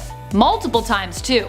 Of course, Wolverine usually only kills Jeannie to spare her pain, but he also has a tendency to stab her and others that he cares for right through the gut. So not sure how much pain he's really sparing her there.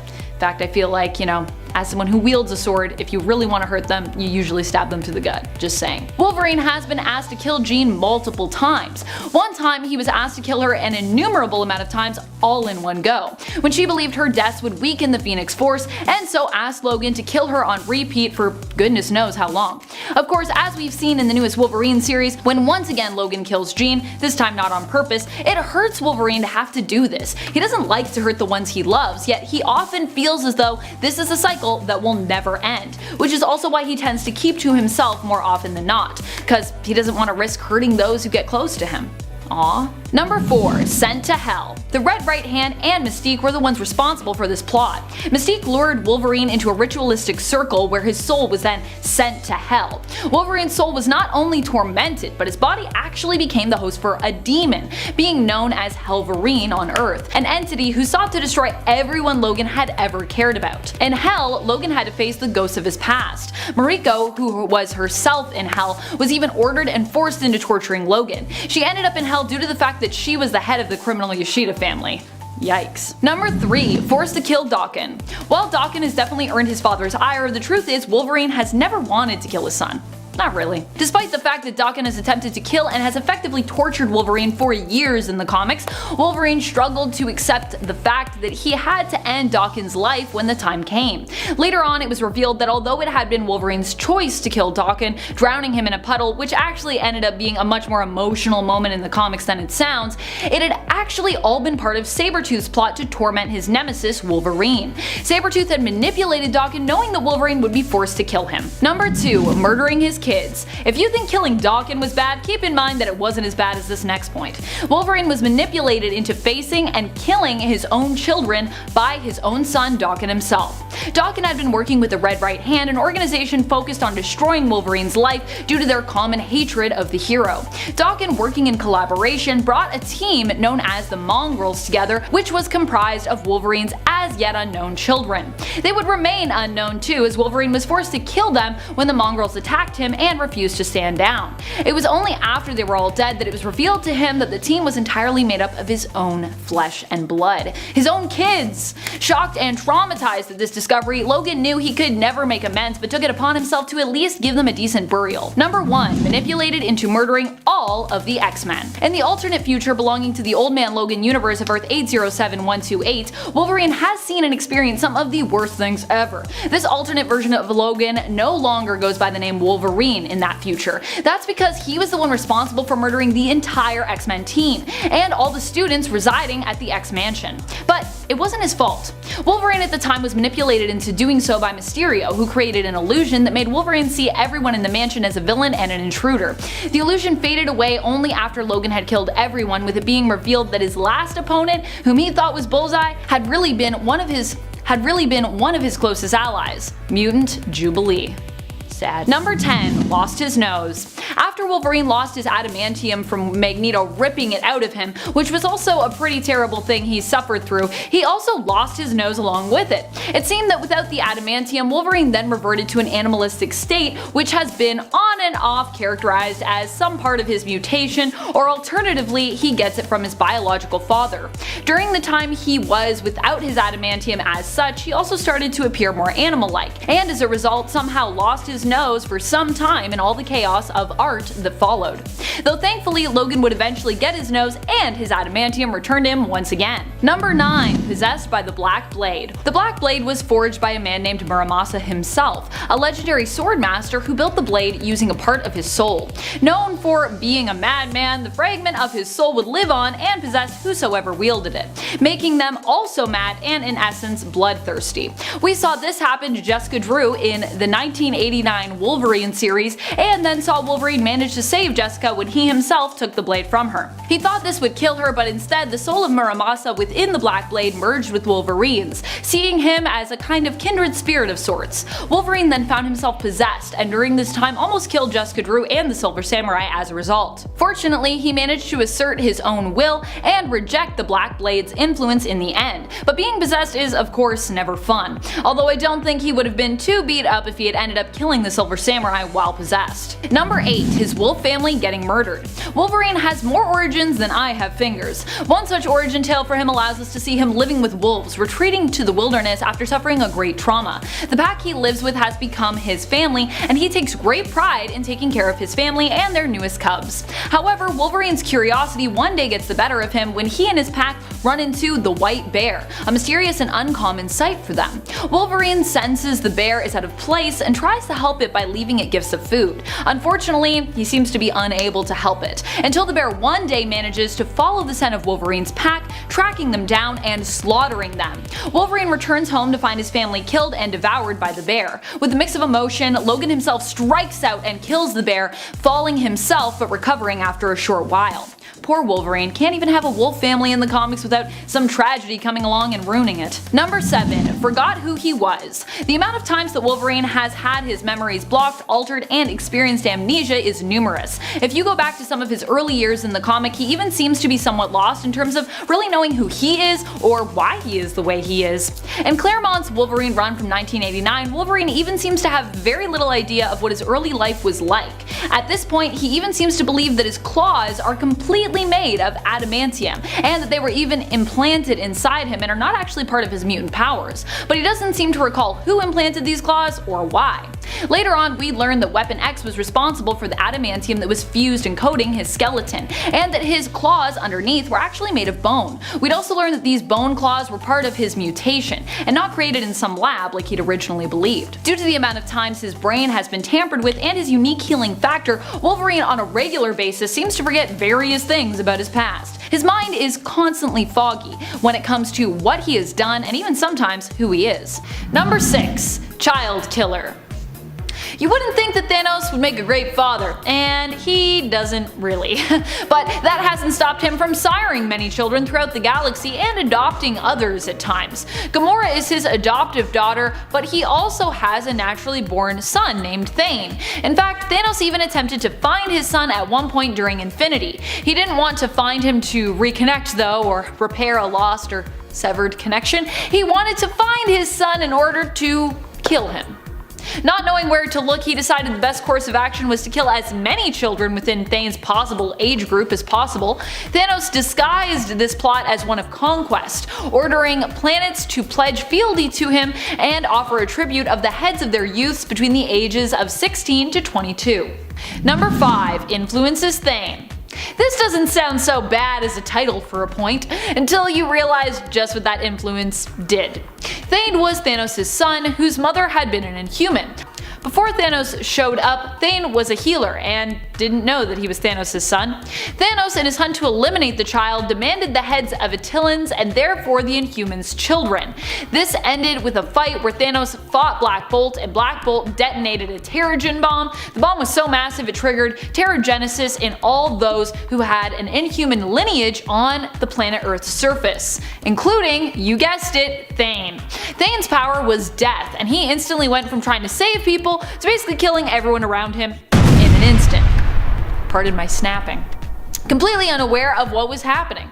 He later learned of his legacy and Thanos promised he would kill him. However, Ebony Maw betrayed his master and instead set Thane free and influenced him to accept his destiny and fight his father. Thane did this and won, trapping Thanos. Learning of his heritage and with the influence of the evil Ebony Maw, who was only there due to the fact that he was originally a member of Thanos' Black Order and was originally loyal to him, Thane became a deadly and dangerous villain over time, with power initially rivaling his father's.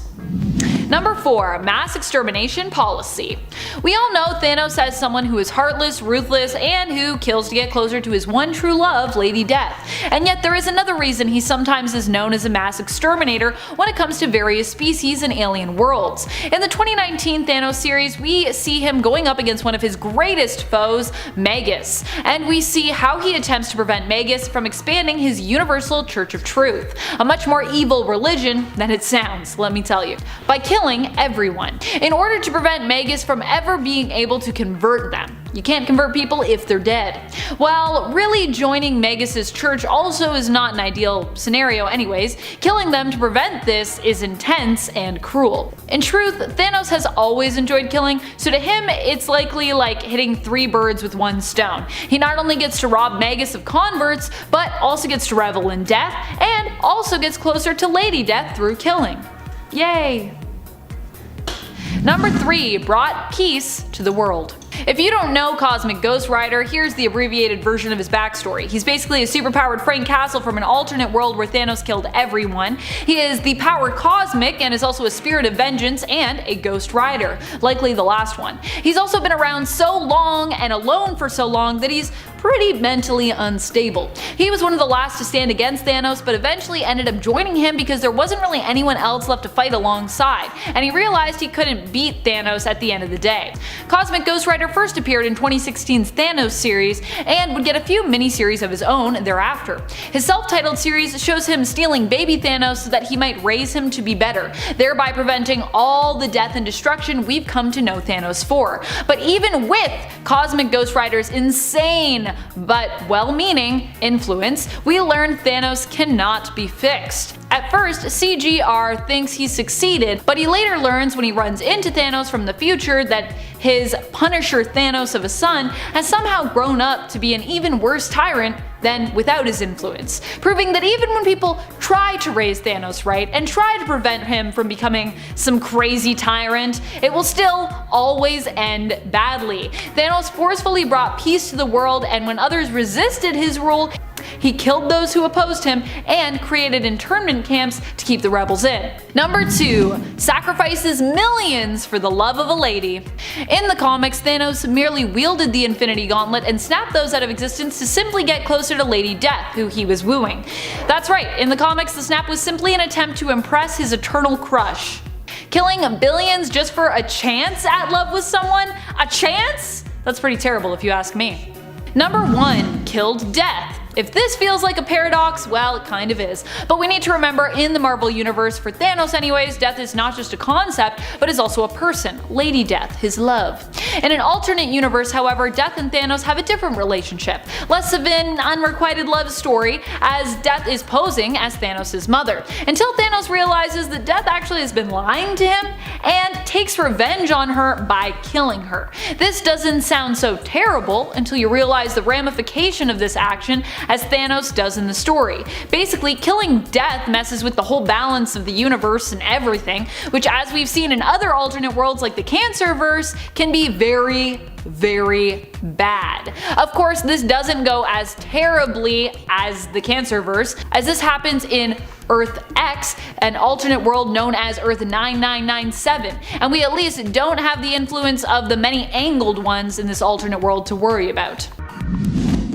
Number 10. Rune's Xmas. Likely for a lifetime for one unfortunate child, Punisher is disguised as Santa and posing as a man looking to raise funds for charity. When he asks the passing Napolitano family to help the poor, they refuse. He reveals himself and then guns them down, right in front of a child. Horrified, the child asks why, and Frank answers they were naughty. Wow. Well, that kid will fortunately never misbehave again, but it will probably also take years of therapy to undo the damage that the Punisher also just did to his mental health. He's gonna be terrified of Santa for forever.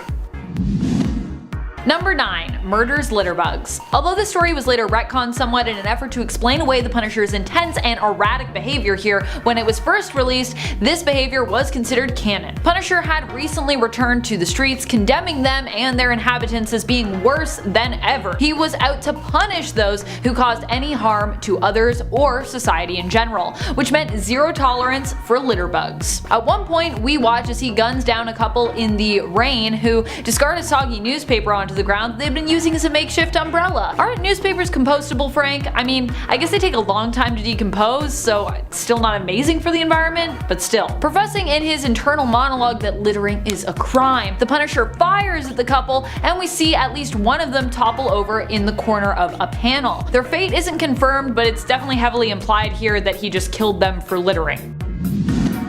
Number 8. Torture research. Garth Ennis' Punisher story, The Slavers, is widely recognized for being one of the darkest ones out there. While the Punisher seems justified in taking on some of the worst and most horrible people that he's ever gone up against, and you definitely root for him, he also goes to great lengths to deal out his own form of justice here. At one point we see Castle going through medical textbooks just so he can increase his knowledge for enhanced torturing purposes. There are countless violent moments in the story that both feel justified and also make you wince as you see just how far the Punisher is willing to go to punish these people. It should also be noted that this is a mission of vengeance that Frank is actually undertaking not even for himself, but for someone who escaped these villains, a woman named Viroka, and for her baby whom her captors had killed. Number 7.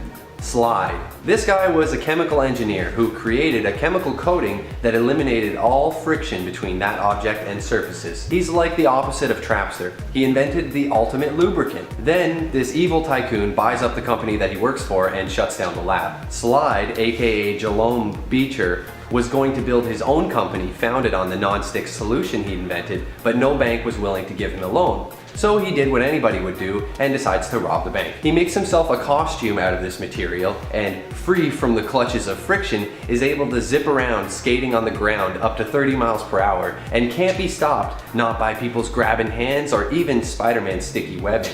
Now, this isn't exactly the most lame villain, but the idea of this slippery criminal sliding all over the place just doesn't really do it for me. Where's the stakes? Spidey could just wait for this guy to slip and fall off of a cliff or into oncoming traffic, or they could just have him slip and slide right into a jail cell. I'll say one thing, the way that he zips all over the place in the comic panels looks like a lot of fun. Number 6, the Walrus. With big wet flippers and menacing tusks and the blood-curdling cries of "Arf, arf," it's easy to see how terrifying a walrus-based supervillain could be.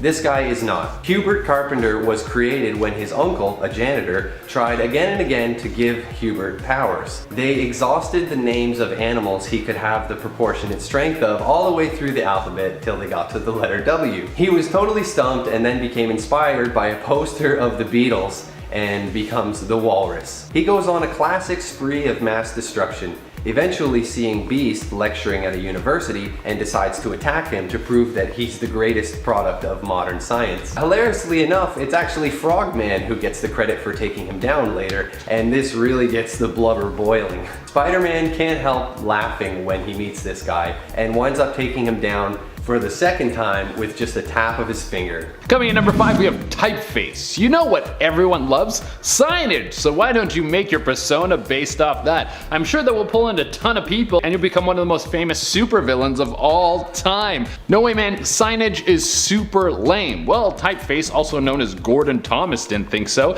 and he had a pretty good foundation. He was a Vietnam War vet who was skilled in hand-to-hand combat, military tactics, and all sorts of weapons. He even beat Spider-Man in their first encounter. If this guy changed his theme to anything other than signage, he probably would have been pretty cool. But the reason that he did this was because when Thomas came back from war, his life fell apart and he ended up getting a job at a sign shop, and it was the only time in his life where he ever felt happy. When the place was bought out, he lost his job, and this was his inspiration to become a villain. Luckily, he eventually switched sides and becomes a hero. If you're gonna get an F on your character, you might as well be on the side of good. Number 4, the Spot. This guy is something else. Some people think his powers are pretty cool and others hate him, but he definitely belongs on this list. Spider-Man himself bursts into tears laughing upon meeting this guy, and looking like a Dalmatian, it's pretty easy to see why. He's all white, covered in black spots that function as two-way portals. That's pretty much his main thing. He takes the spots and he chucks them around and uses them like portals like this is Looney Tunes, messing around with Spider-Man and even making him punch himself in the face. If this guy doesn't sound lame enough already, the more portals that he throws around, the less spots that he has on his body, making himself more vulnerable. He got these powers after being exposed to the spotted dimension, and the spots can even be suspended in mid-air. It's honestly a pretty cool concept, but the villain himself is just too lame to make it work for me. And coming in number 3, we have Spidercide, like genocide but performed by a spider. Yeah, that is not the best writing I've ever heard of in my life. Spidercide was birthed out of the Clone Saga, which is considered one of the worst sagas in comic history. So any villain to come out of it is probably never going to see the light of day again unless they're used as a joke. Spidercide is a clone of Spider-Man that has the ability to regenerate from what seems to be any accident. He was convinced at first that he was the real Peter Parker, but then he found out that he was just a freak. Such is the plight of most clones. When you read his character on paper, it sounds super cool. He has the powers of Spider-Man with some of the most deadly features of the Terminator, but the character was used in such a horrible fashion that it became a laughingstock before it ever got its time to shine. Maybe in the future we'll see someone use this character to its full ability. Number 2, Plant Man. In Strange Tales number 113 from 1963, we meet the mysterious Plant Man. This gardener turned professional criminal was born in London and orphaned at a young age. When he left the orphanage, he became lab assistant to a well-known botanist who was studying the low-level mental activity of plant life. Unfortunately, this guy fired him for focusing too much on this invention he was making and not gardening for him. One day, lightning strikes his plant ray gun that he's been working on, and it becomes imbued with the power to control and animate plant life. Ooh. So he then makes a disguise and sets out to get his revenge for being fired by framing his boss for robbery. The plant life isn't the only thing with low-level mental activity, as this guy made from leaves somehow thinks that he can take on the Human Torch. He is later quickly defeated and his ray gun is destroyed, although I'm sad to say he does appear again in 2002.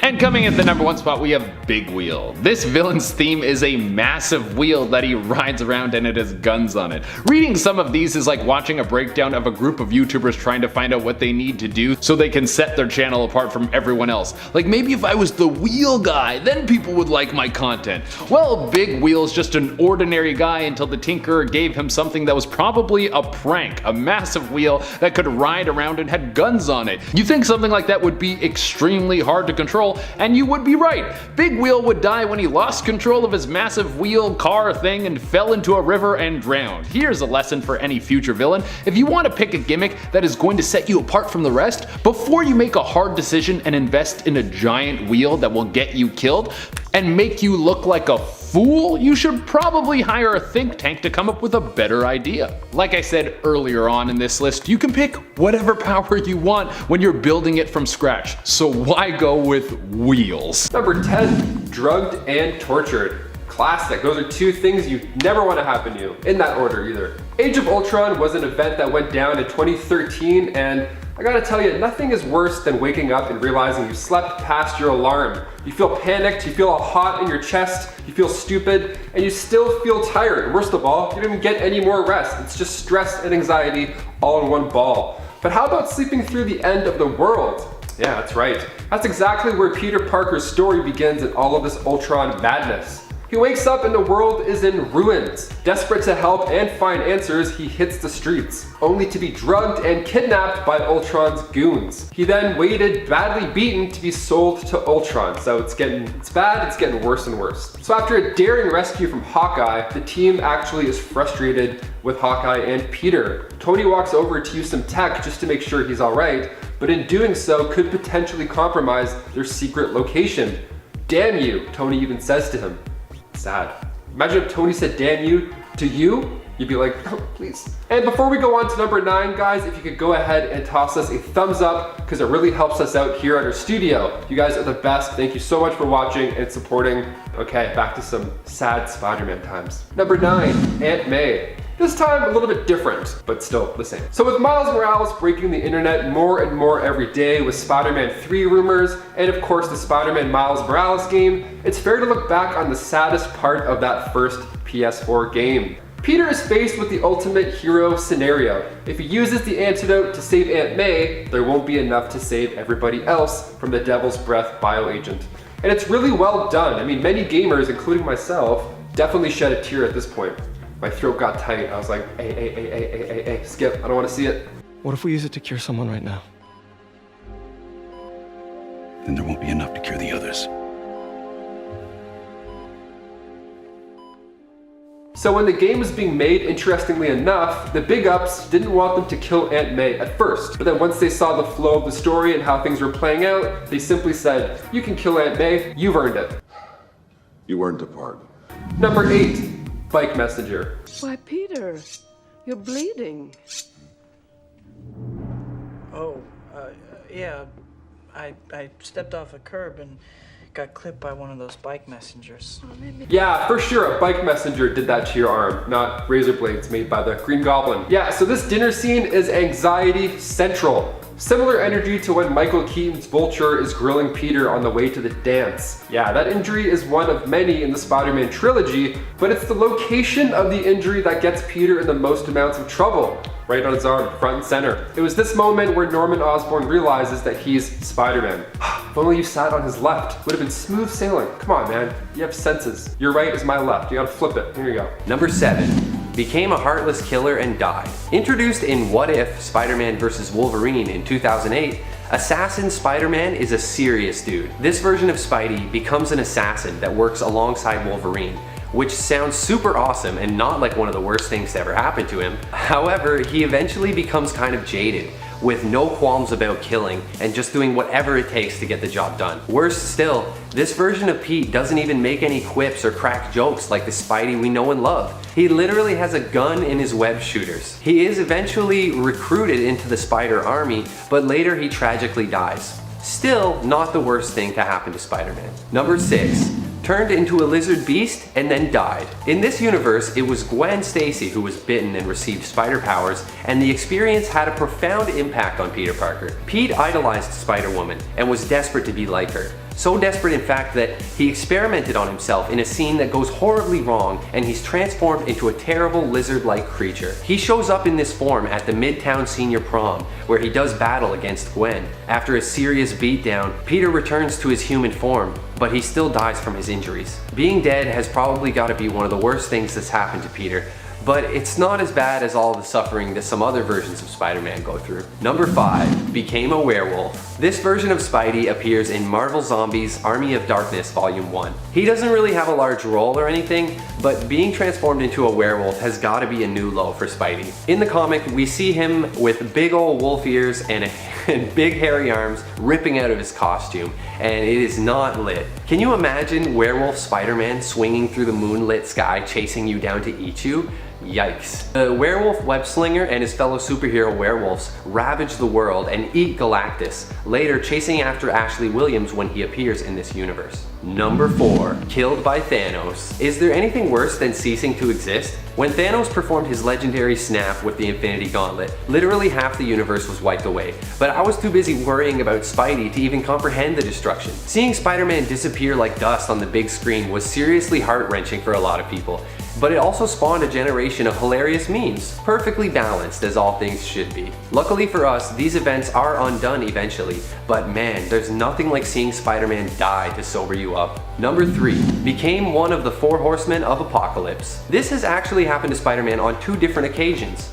Once in Cable and Deadpool number 15 in 2005, and then again in Avengers Volume 4. In these 2 stories, Apocalypse unleashes his master plan for world domination, which includes recruiting 4 people he finds fit to be his Horsemen of the Apocalypse. The 2010 version is especially horrifying, with Spidey being horribly mutated into this hairy white beast, seemingly fused to a horse-like creature that looks like it's made of webbing. Being used by evil bad guys is bad enough, but being turned into a hideous monster for that is definitely not Spider-Man's finest hour. Number 2.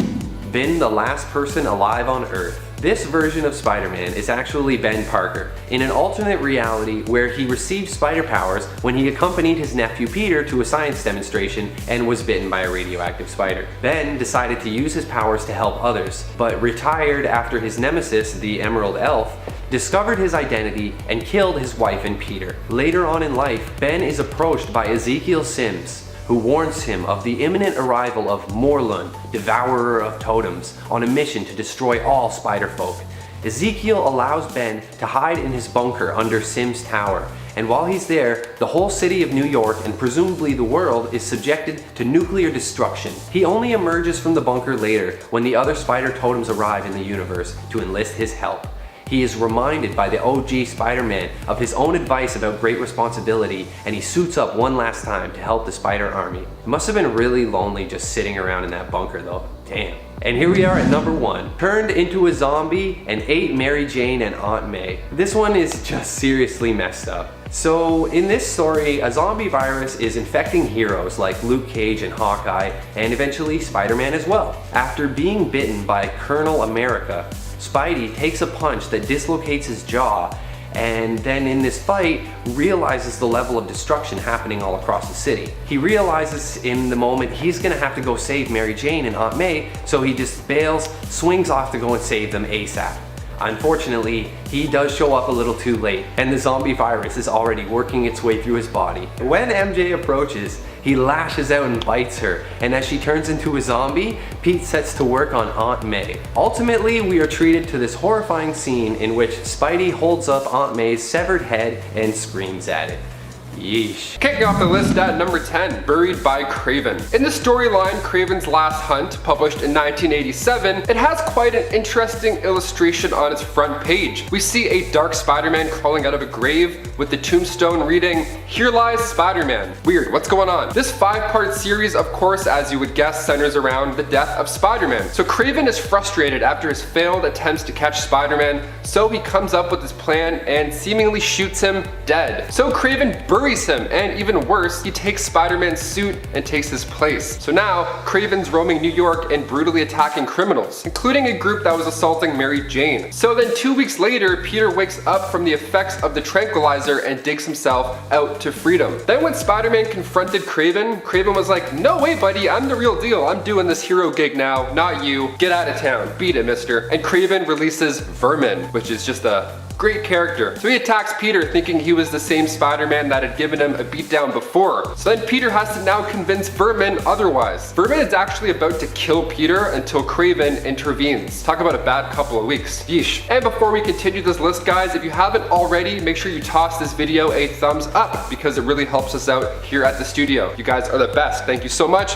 Now back to Spider-Man's horrible life. Number 9. Clones. The Clone Saga wasn't loved by fans. I mean, for starters, it actually lasted way too long. The Clone Saga began in 1994 and lasted until 1996, and it carried out through every single Spider-Man comic. So that entire time you were reading the issues, you were also forced to keep up with this dreadful clone plot that just wouldn't stop. And on top of that, there were these new characters and plots that were coming in every issue that it became almost a chore to retain interest. The story was set to end in Amazing Spider-Man 400 in 1995, but those early issues of the Clone Saga did so well with sales, so they decided to drag it on. One of the worst parts about all this was that fans had to find out that Ben Reilly was intended on being the real Spider-Man after all of this, and the Peter Parker we've been following for years was actually the clone. So naturally fans weren't having it, and they ended up retconning this again so that Peter was Spider-Man and Ben was still the clone. I mean, what a headache to explain, let alone be forced to read for years.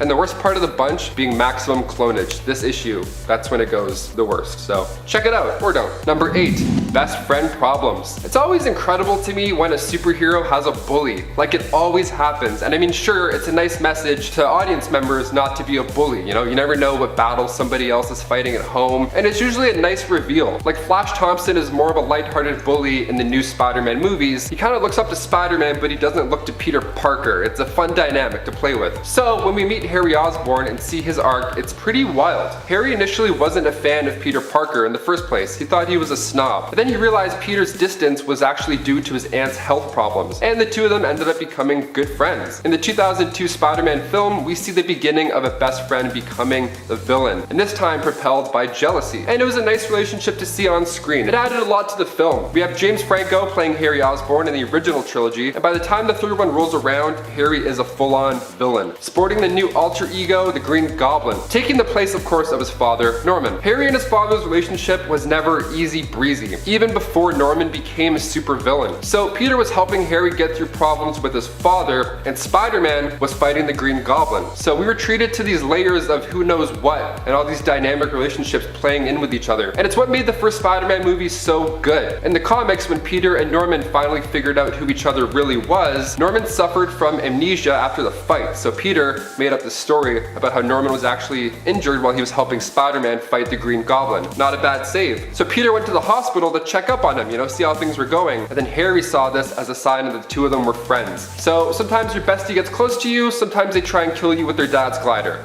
You got what you got. Number 7. Suffered Peter Parker's hostility.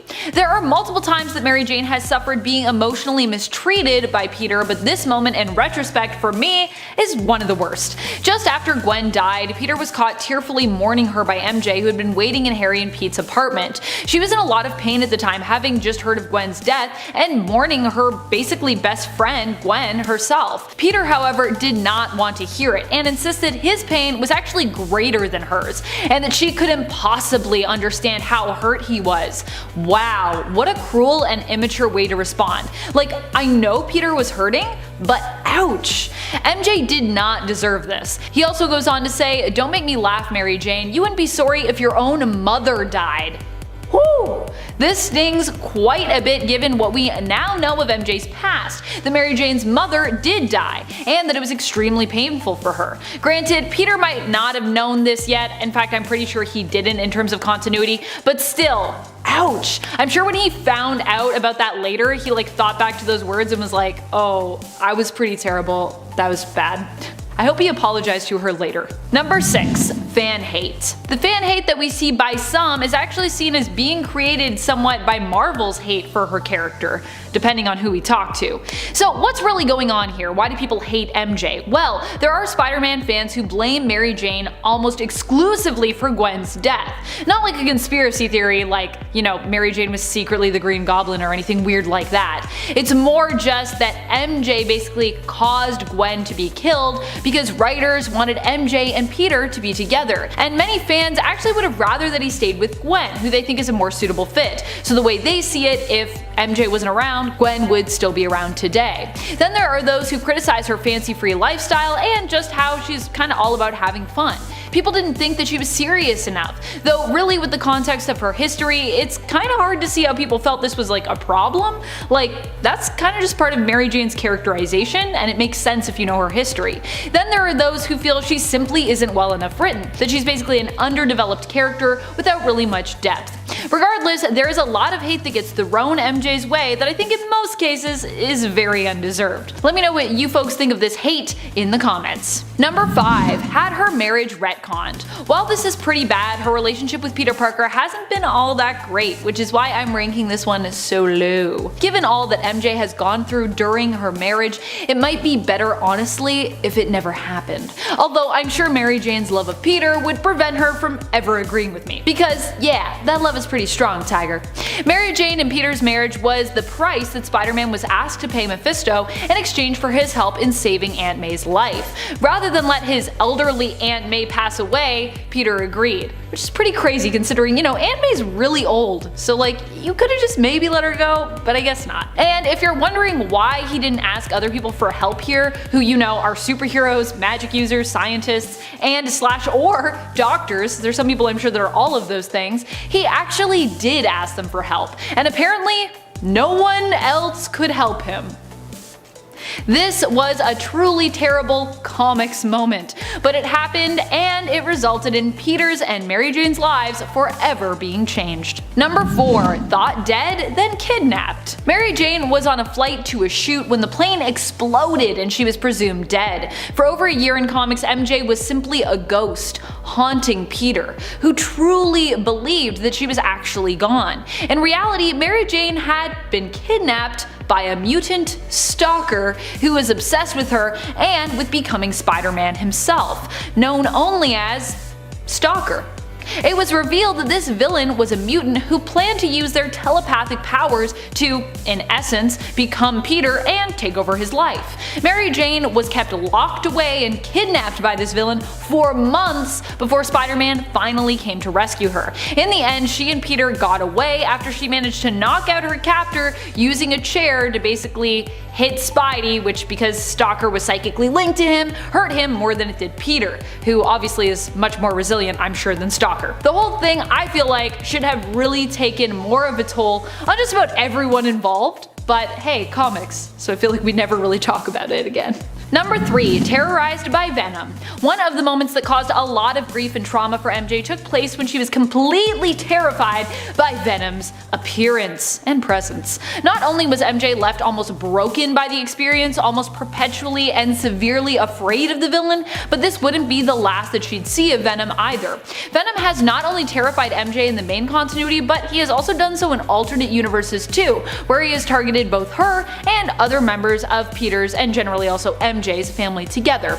Due to her intensely negative relationship with the symbiote, fans even were initially triggered at the sight of the black suit when we were given a variant cover featuring MJ bonded with the symbiote in place of Eddie Brock. This was intended to celebrate MJ, but it definitely stirred up some mixed feelings for many of her fans. Although it is a cool variant, it does look cool, I will say. Number 2, assassination attempt. We all talk about when Peter hit Mary Jane in the midst of a fight between him and Ben, but few people seem to recall that Peter also tried to kill Mary Jane during the events of the Clone Saga. So it wasn't necessarily his fault here, as he was programmed, brainwashed into doing so by the Jackal, but it still makes for a horrific experience for Mary Jane either way, who at the time was also pregnant with their child. Terrified, she was forced to flee from Peter, running for her life and seeking help from anyone she could find, any of Spider-Man's hopefully superpowered allies. Basically, the Clone Saga was just a really hard time for MJ and pretty much everyone else. It was just a hard time. Number 1, baby was taken. One of the worst things to ever happen to MJ was when she was tricked into believing that her and Peter's baby was born stillborn. Mary Jane had a complicated and challenging pregnancy, and it was even implied that her baby would be born with powers, or develop them over time, possibly even being born a mutant. While out at a restaurant, Allison Mongrain, working for Norman Osborn, slipped something into Mary Jane's food, which resulted in her going into labor. She was then told the baby that she gave birth to was actually stillborn, when in reality the baby was not dead but lived and was kidnapped by Mongrain and delivered to Osborn, who paid her to take the baby away to Europe, never to be seen or heard from again. It's later suggested the child perished, but there isn't really much explanation as to why Osborn did this, especially so secretly, without MJ and Peter really ever learning of what truly happened till much later. It more feels like this was part of an unresolved plot that someone was writing, and the writers just really didn't want the young couple to start a family, so they were like, I guess we'll just leave this, and their baby's gone. The end.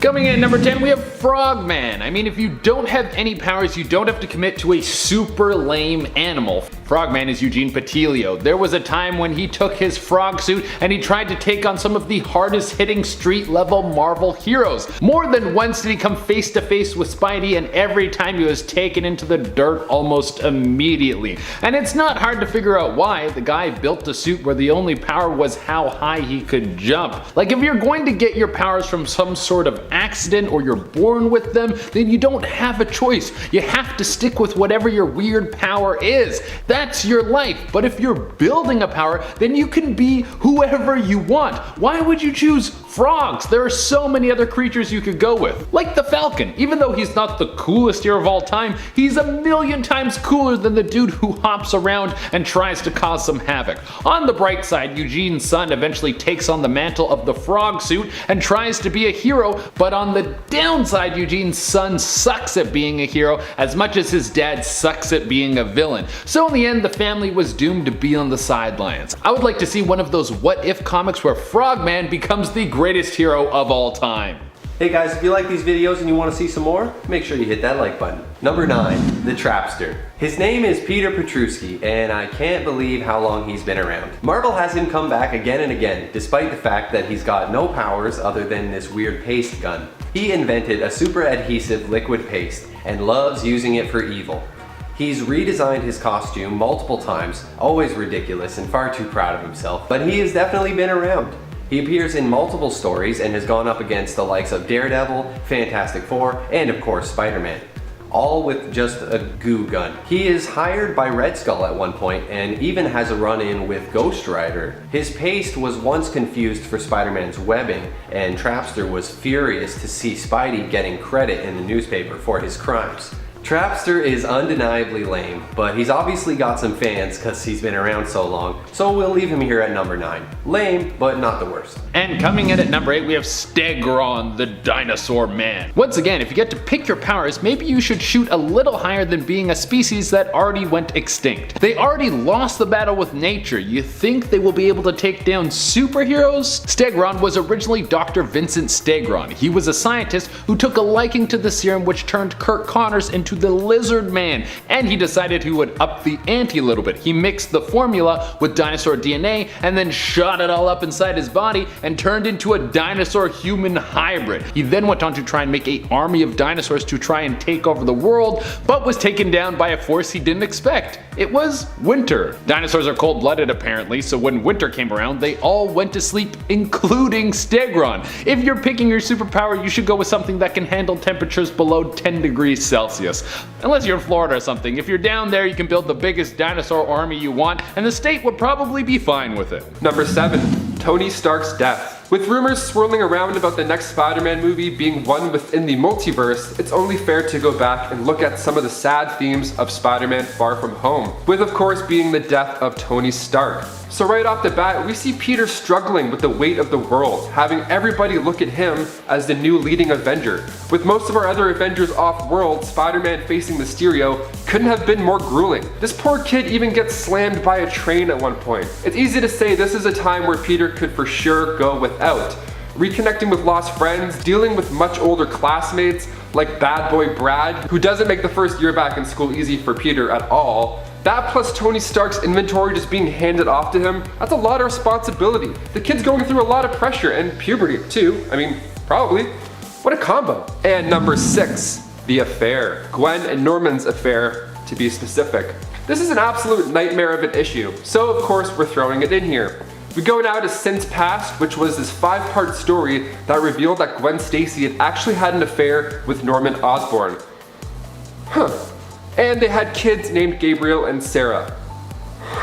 So he meets them in a pretty wild way. We're introduced to these 2 twin characters, these new mysterious characters, and one of them really resembles Gwen Stacy, like by a lot. So Spider-Man 509, this begins, and it starts with a letter from a dead Gwen Stacy. So Peter starts to analyze the situation and the letter, and eventually finds out the secret that even Mary Jane knew about. So 7 months before Gwen's death, she gave birth to these twins with Norman. But because of Norman's blood, they aged a lot faster. And this wasn't taken too well by comic book fans, as this was written out pretty fast. Still an awful time for Peter, I'd say. I mean, even Mary Jane knew about it the whole time. So many secrets, so little time. Number 5, Doc Swap. This is a body swapping story that might make you pretty uncomfortable. So we go now to the Amazing Spider-Man 700, where we find a dying Dr. Otto Octavius. So Octavius switches bodies with Spider-Man, so that Spider-Man would die in his body and then he would live on inside the body of a superhero and do some good. Not a bad plan. Now the best part of this is that Peter was still inside, a little bit. He was able to remain inside the body and could only communicate with the new webhead, Otto Octavius. It's like your subconscious just talking to you the whole time. It was pretty neat to see this version of Spider-Man as well. And after a few minutes with the new, younger, healthier body, donned himself the new name, the Superior Spider-Man. And number 4, parents are back? Yeah, this one's pretty neat. So right off the cover of this, we see the text, "The most cataclysmic events of Spider-Man's life begins in this issue." And that's probably enough to pull you into the issue. I mean, come on. So we find out that Peter's parents have returned from the dead. So in The Amazing Spider-Man issue 365, we meet them again. Peter comes home and Aunt May's like, hey, I'm here with our new guests. And Peter's like, oh, new guests, those are always fun. Are those my parents? Yes, Peter's parents had returned from the dead. Well, rather they had never died to begin with. Let me explain. So they went on to explain how they were alive and working for Red Skull in secret for years. Only it was later revealed that they were evil androids the whole time. So his robo-parents were actually collecting some intel about Peter to give back to Chameleon. Chameleon created these fake parents for Green Goblin.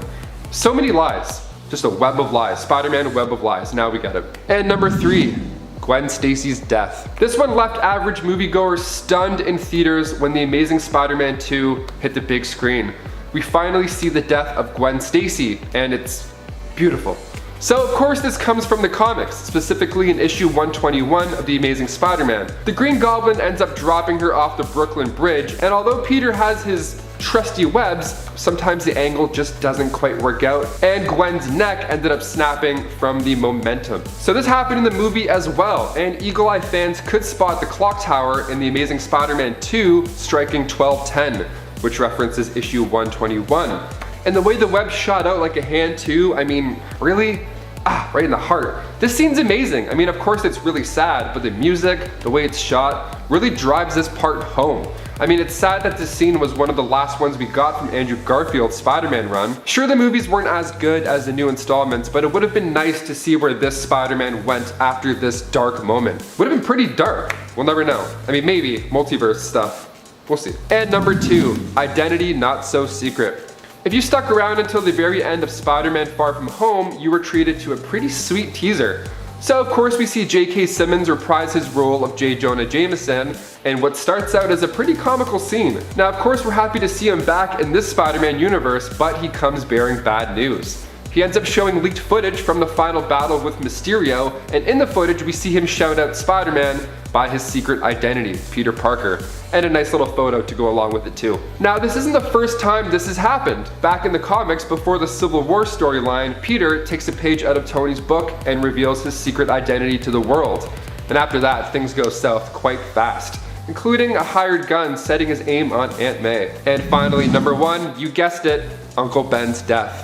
Of course we have to include this in the list and save it for last. We had to sit through this in theaters like numerous times. And that's for good reason. One of the biggest moments of Peter Parker's life was when his Uncle Ben died. Now, after letting a thug out of his sights, that thug ended up being the one to take his uncle's life. So not only did Peter of course feel saddened by this very close loss, especially not having parents to begin with, but he was responsible for letting this guy get away. He honestly let it happen, and then in Amazing Fantasy issue 15, we see it all unfold. So after a police officer asks Spider-Man why he let the crook get in an elevator and make a break for it, Spider-Man responds with, "Sorry pal, that's your job. I'm through being pushed around by anyone. From now on, I just look out for number 1, and that means me." Number 10 didn't have his priorities straight. I won't deny when I originally wanted to come back to the X-Men, I was more focused on running away. I was behaving recklessly as a result, and eventually it got so bad that the rest of the X-Men called me on it.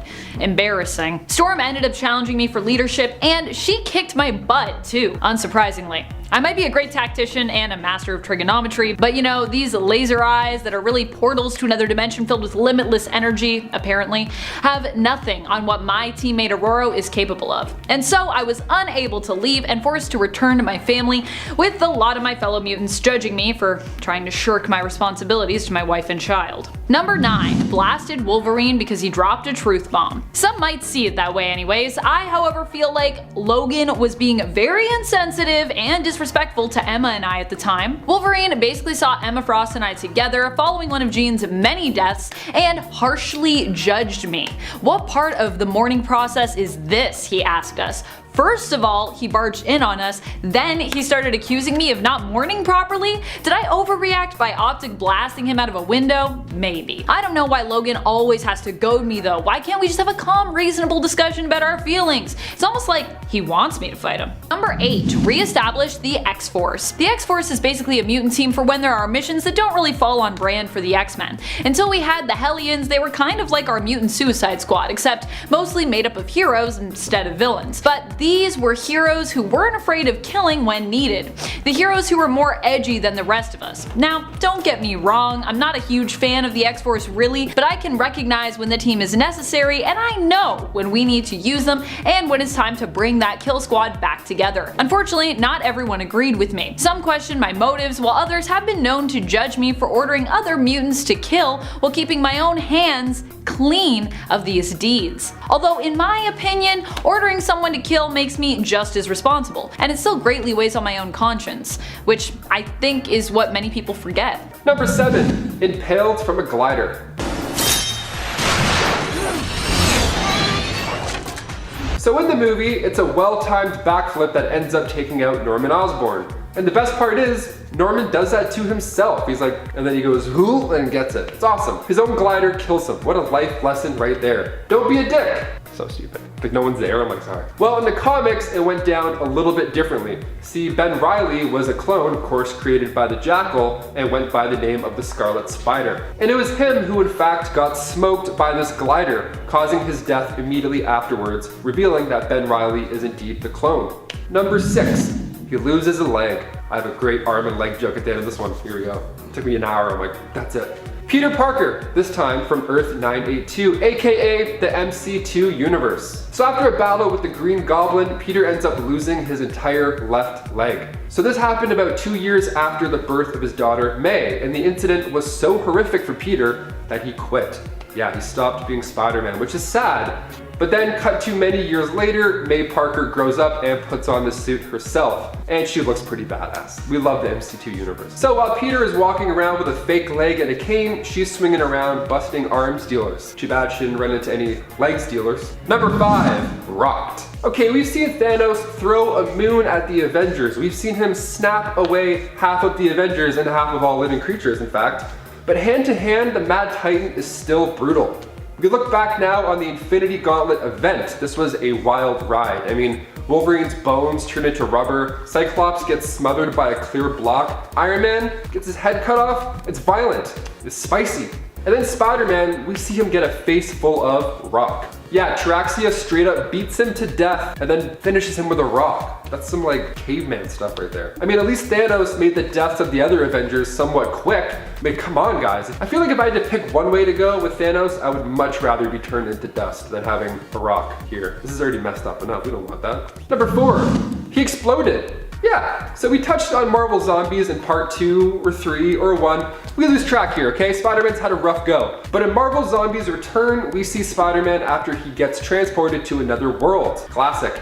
But this time, the field trip goes dark when Spider-Man realizes he's in the past. So there's a lot of zombie stuff on the up and up. So the zombie Spider-Man in this world ends up having some of Sandman's crew for lunch. So Sandman gets out of Dodge, right? But upon doing this, he bumps into the Spider-Man and he's like, oh, you again, you're not eating me, buddy. And then Sandman puts himself into Spider-Man's mouth, which is kind of like eating him, idiot. Which already, worst case scenario, to have that much sand in your mouth. And then to make things even worse, Sandman then grows and moves around until he explodes out of Spider-Man.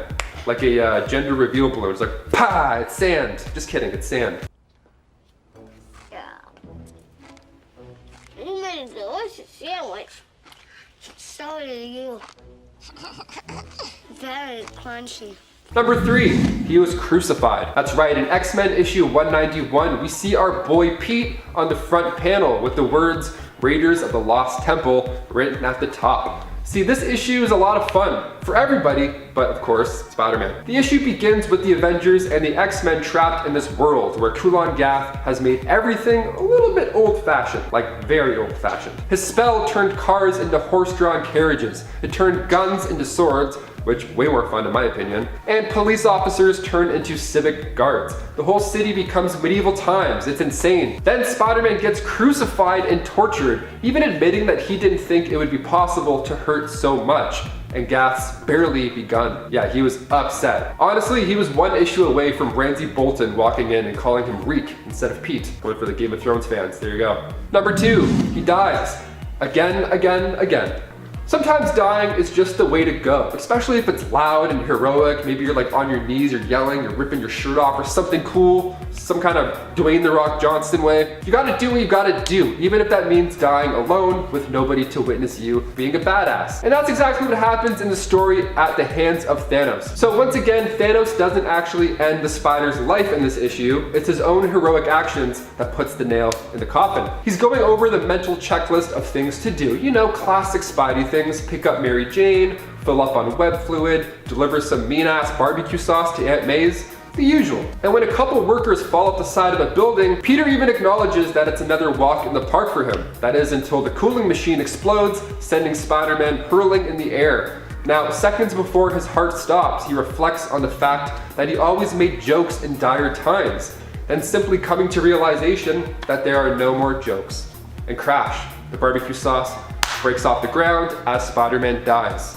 Really sad, a weird barbecue sauce twist, but it actually made it seem more sad, I don't know. But it gets worse. Just wait, there's more bad. Death isn't the end, especially in Thanos' case. He meets Peter Parker and then makes him watch as the mother he tries to save yells in agony over the loss of her child. So not only did Spider-Man get himself killed trying to save the two, but he didn't even save the kid. Bad luck Brian over here, come on. Number 1. Let It Ring. Remember that song? It was great. Well, it's so good, man. Apple bottom jeans, boots with the fur. Alrighty, we'll finish off this list with one of my personal favorite moments of the Spider's horrible run with luck, maybe because I'm claustrophobic and this one triggered me. You've been warned. Spider-Man 300. There's a huge brawl with Venom and Spider-Man, and it's a lot of fun, right? A lot of webbing, a lot of punching and kicking and thwips. And at the beginning, Spider-Man is trying desperately to reach the Fantastic Four's Sonic Blaster, right? Just one little pew, and then we're good. Eddie Brock is doing his villain monologue stuff, and Spidey's like, yeah, keep talking, and he's trying to reach his blaster, and then Brock notices and slams him through the floor. Then Venom knocks him out and then Spider-Man wakes up upside down.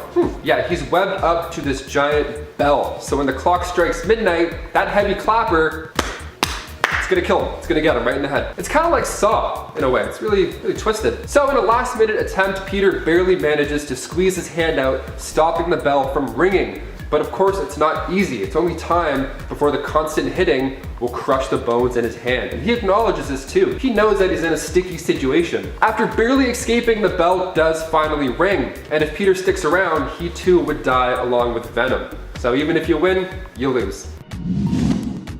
Number 10, Hank Pym's secret daughter.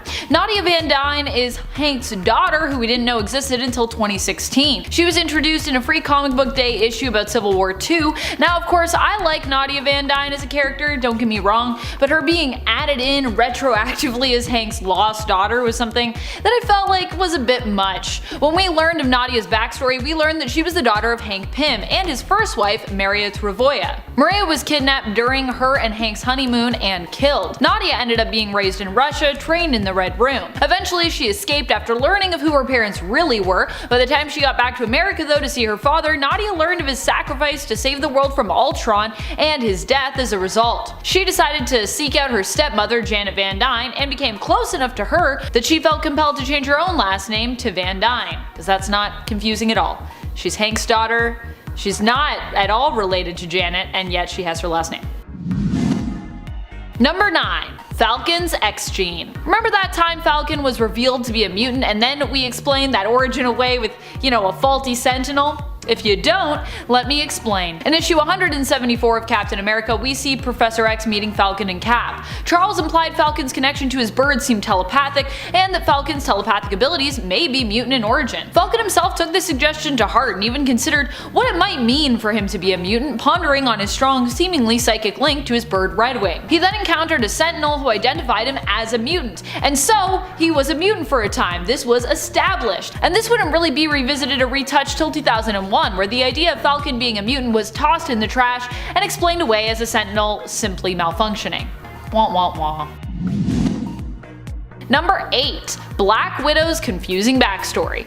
Natasha being a mysterious spy from Russia who switched sides means that yes, we are going to get a complex backstory for her, but it actually wasn't always that complex. Natasha was inspired to fight for her nation originally when her husband was assumed dead in combat. Her husband wasn't really dead, of course, and it was implied that this was all part of a plot to basically encourage her to fight for her country. Before that, Natasha was a renowned ballerina. Later on, however, this whole origin was revealed to be a lie when we learned that the Red Room had embedded memories of her being a ballerina in her mind. They made her think she had trained in ballet, but she hadn't really, because I guess that's what the Red Room does. They mess with you and give you fake memories. Her story was also changed from a woman who was inspired by her husband's sacrifice to put her own life on the line for her country as well, to that of a woman being blackmailed and threatened into becoming a spy in order to protect her husband.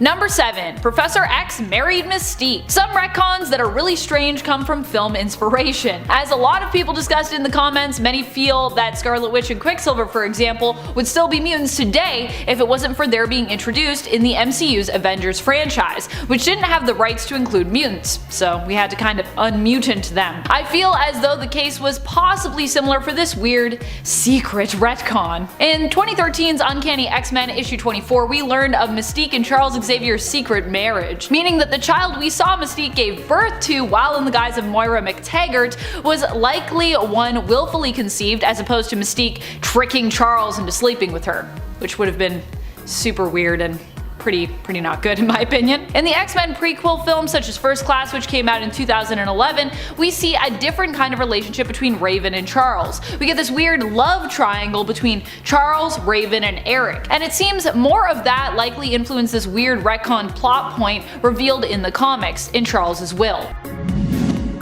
Number 6. Kills off the last humans. During Marvel's The End, Marvel shared with us what various characters would do when faced with the events of and aftermath of the apocalypse. The Punisher was able to track down the last surviving humans, who also happened to be a bunch of jerks who were basically responsible for the events of World War III, which had resulted in this apocalyptic scenario and world that we found ourselves in. They offered the Punisher a choice. He could let them live and they would work to restart the planet and human race using genetic samples, or he could kill them for what they'd done, but then humanity would die with them. Being the Punisher, he decided, of course, to kill them. Though, I gotta say, it definitely sounds like they deserved that, but still, he just condemned humanity for forever. Now we're gonna be extinct. Number 5. Serves Thanos. If you don't know Cosmic Ghost Rider, I highly recommend checking him out. He's an alternate version of Frank Castle that agreed to become a spirit of vengeance and thereby Ghost Rider. As such, he survives basically the death of all of planet Earth when Thanos comes to raise it in his destruction of the universe, and eventually when everyone else who would stand up against Thanos in the cosmos has been defeated, joins Thanos. He does at least try to stand up to Thanos in the beginning, but in the end kind of goes insane and then sees serving Thanos as really his only option, especially if he doesn't want to be alone. Because, it's hard to live forever and be alone forever. It's really sad. CGR helps Thanos to destroy what is left of the universe and remains loyal to the Mad Titan Thanos even when an opponent looms who could actually stand a chance at defeating him, known as the Fallen One, formerly the Silver Surfer, who now also wields the power of Mjolnir.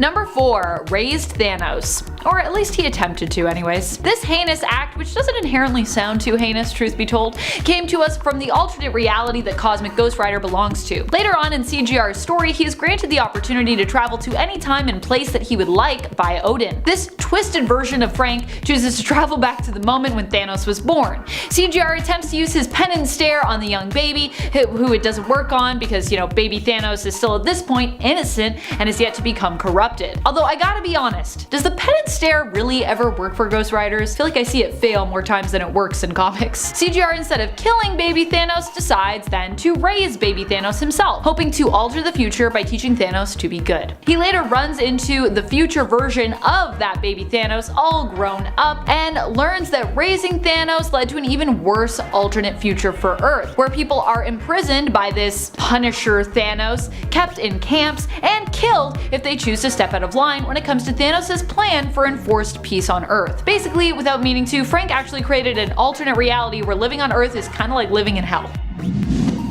Number 3. Executions. While it might not be as bad as condemning Earth to the fate of his adopted son, Punisher Thanos, I personally find this gruesome depiction of the character even worse. This take on the Punisher and his actions comes to us from the 2005 Punisher video game. Here you gotta play as Frank Castle beating up targets to secure key information before executing them. The adults-only rated game was described as having over 100 unique executions for fans to choose from. Wow. The fact that many of these were also super brutal and torturous ways to die only made all of the Punisher's actions here, which you as the player were in control of, even worse. Talk about a glorification of violence. Number 2. Kills the Marvel Universe. In the story Punisher Kills the Marvel Universe, we get a front row seat to watching Frank Castle eliminate literally pretty much every hero, villain, and just about anyone else who gets in his way, as he makes quick work of the entire Marvel verse. As awful as this is, it's also really impressive that Frank, who is admittedly just a human, is able to take out all these superpowered beings so successfully and often efficiently. In the end, after Punisher has eliminated just about everyone there is, one person is left for him to take down, for it to be considered a completely clean sweep: himself. And Frank doesn't even hesitate. Now, what caused all this chaos, by the way? Like in many other Punisher stories, it was the death of his family, which in this reality appeared to have happened while they were caught in the crossfire of a superhuman battle. Number 1. Excuses. One of the worst things about the Punisher is that he tries to make you feel like his actions are justified by using the loss of his family as an excuse. And oftentimes that also works for us readers. Now, I'm not saying that what happened to Frank Castle's family wasn't terrible, because it was. But ultimately, what the Punisher represents is this obsession with violence and the feeling of a never-ending war. Jason Aaron, in his Punisher run, attempted to reveal the veiled truth behind Frank's excuses for continuing this never-ending battle, which honestly Frank himself is likely not even aware of, when he proposed a story with Frank Castle contemplating divorce moments before his family is killed, and also returning home and basically questioning if he actually enjoys life or if he would rather just kill people. Number 10. Jean Grey was resting the whole time. After Jean Grey died as part of the Phoenix Saga, everyone was left flabbergasted. During the story, we'd seen Jean merge with the Phoenix Force, become insanely powerful, lose control over this power, become corrupted and dark, basically become a huge supervillain, and finally sacrifice herself, knowing that if she didn't, it would only end badly. Or worse than badly, because it was already pretty bad. Jean Grey, one of the original X-Men team, was dead. Or so it seemed. Later on, Marvel would want to revive the original X-Men team and bring them together on a new team and comic series called X-Factor. So Jean needed to come back to life. But hey, she was dead. So we got the added story to explain that the version of Jean that had died wasn't really her, but was a separate entity known as Phoenix. Sort of this merged thing. Wasn't really Jean. Jean herself was resting comfortably in a pod beneath the ocean, still lived, and would be able to return. Yay.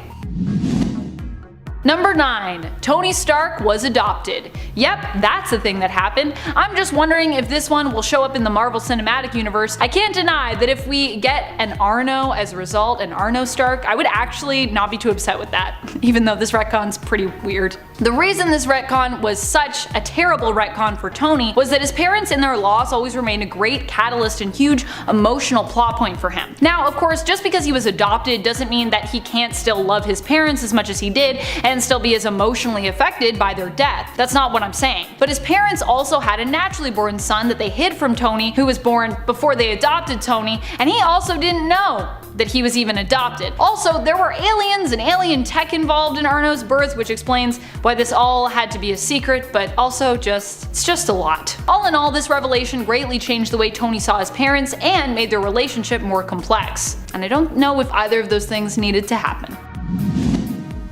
Number 8. Hail Hydra. One of the most shocking moments in Marvel's comic history was when it was revealed that Captain America was actually a sleeper agent for Hydra the whole time. Say what? The guy who for years was diametrically opposed to Hydra and all their beliefs, who had tried and succeeded to foil their plots countless times, was a Hydra agent? How could this be? Well, apparently all those wins were a part of his doing a very good job to convince us all and trust him so that he could stab us in the back at the right moment and take over America, becoming Hydra Supreme. Fortunately, this evil version of Captain America would later be revealed to have been created by Kobik, a living sentient version of the Cosmic Cube who was manipulated into making this retcon happen. What's more, the true Captain America still existed within the shards of the Cosmic Cube and would return once more to defeat his evil self, fixing the timeline. So, I mean, at least this retcon ended up not staying permanent, but still, it's pretty weird.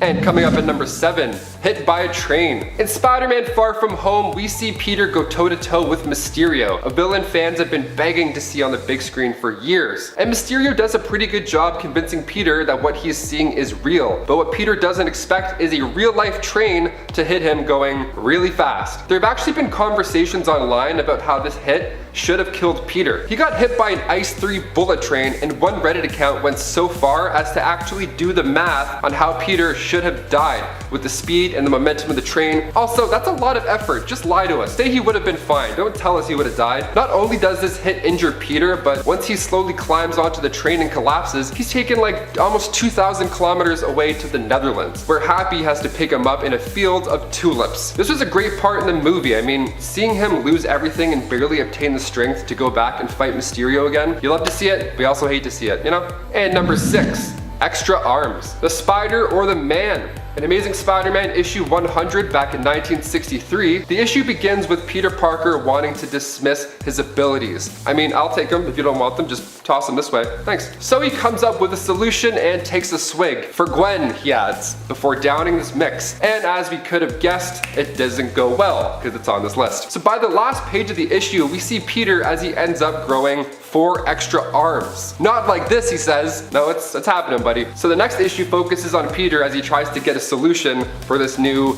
not so handy problem through Michael Morbius's blood. So with the new Morbius movie with Jared Leto coming out, could we possibly see Tom Holland sport the new 6-arm look? Part of me hopes not, but I mean, anything Tom Holland does is gold, so I'm here for it. And number 5. More girl problems. Peter in his human life alone could be a sitcom. In one trilogy, we have Mary Jane as the love life, and then in Garfield's movies, we have Gwen Stacy. How many girls does Spider-Man have in these comics? Well, that's a tricky question because Spider-Man and Peter Parker are very different people. They're perceived differently by others, specifically Black Cat. So Black Cat, being a known burglar, is met by Spider-Man in the night, and she knows he's at minimum attracted to her, right? Physically. In Amazing Spider-Man issue 194, we see the two of them get pretty flirty and even exchange a kiss. But when Black Cat finds out who Spider-Man really is, she's less interested. You gotta play it cool, Pete. Play it cool. Keep the mask on. Less talking, more masking. And number 4. The Deal with the Devil. The One More Day storyline is next up on our list. This is a 4-issue story, but because of delays, it took 5 months to conclude. That's a lot of waiting. I mean, we're still waiting for the Black Widow movie to come out, so I mean, it's not too bad in comparison, but still, any wait sucks. The story began in 2007 in Amazing Spider-Man issue 544, and instead of the usual thugs or enhanced scientist villain, we see Spider-Man make a deal with the devil. The devil, of course, being Mephisto. So after Spider-Man revealed his identity in the Civil War storyline, people of course were after him, now knowing his true identity. So after a bullet strikes Aunt May instead of Peter, he of course feels like he's the one to blame. Even the opening of the story shows Aunt May in a hospital bed with Peter talking about how she was perfectly fine just a few days before. Like, it's dark right off the bat. So he first goes to Iron Man and gives him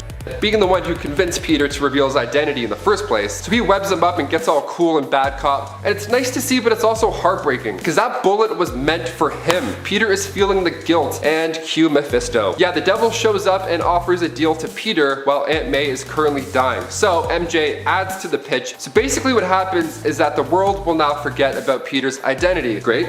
Aunt May will live.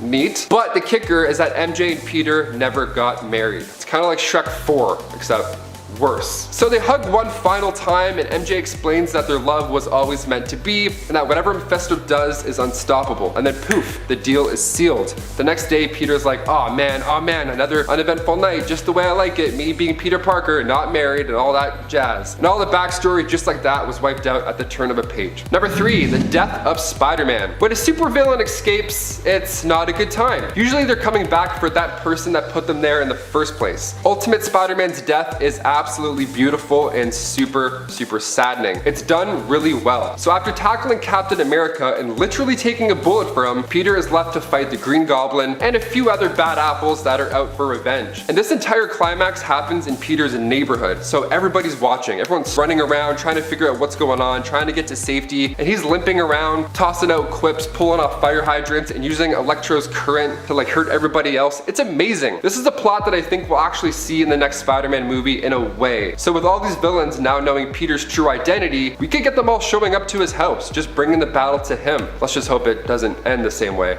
with Peter's heroic demise, that is. Number 2, Curtis Connors. It's always fun giving one of your favorite teachers a hand in a project or something, but I mean, giving them a hand literally could end up pretty bad. In the comics, Dr. Kurt Connors lost his arm due to an explosion in a war and started to spend his life researching on new ways to grow it back. Hence the lizard growing the tail back thing. You got it. So once this finally happened, there were a few side effects. We see his arm grow back, but then as we see in the Amazing Spider-Man movie, Dr. Curtis Connors also becomes a full-on lizard. I mean, sure, lizards can grow their tails, but when you add that in with a human driven by rage and mixed DNA, the brain can alter as well. And his story arc begins with Amazing Spider-Man 6, and it's really cool. Especially if you've seen the movie, if you haven't quite read the comics, this is a nice little backstory that they didn't explain too much. And finally, number 1, he gave MJ cancer. You heard me. In Spider-Man Dark Reign, we learned a lot what Spider-Man's powers can do. The ability to climb walls, amazing. Shoot webs, ha, how fun. But when it comes to reproducing,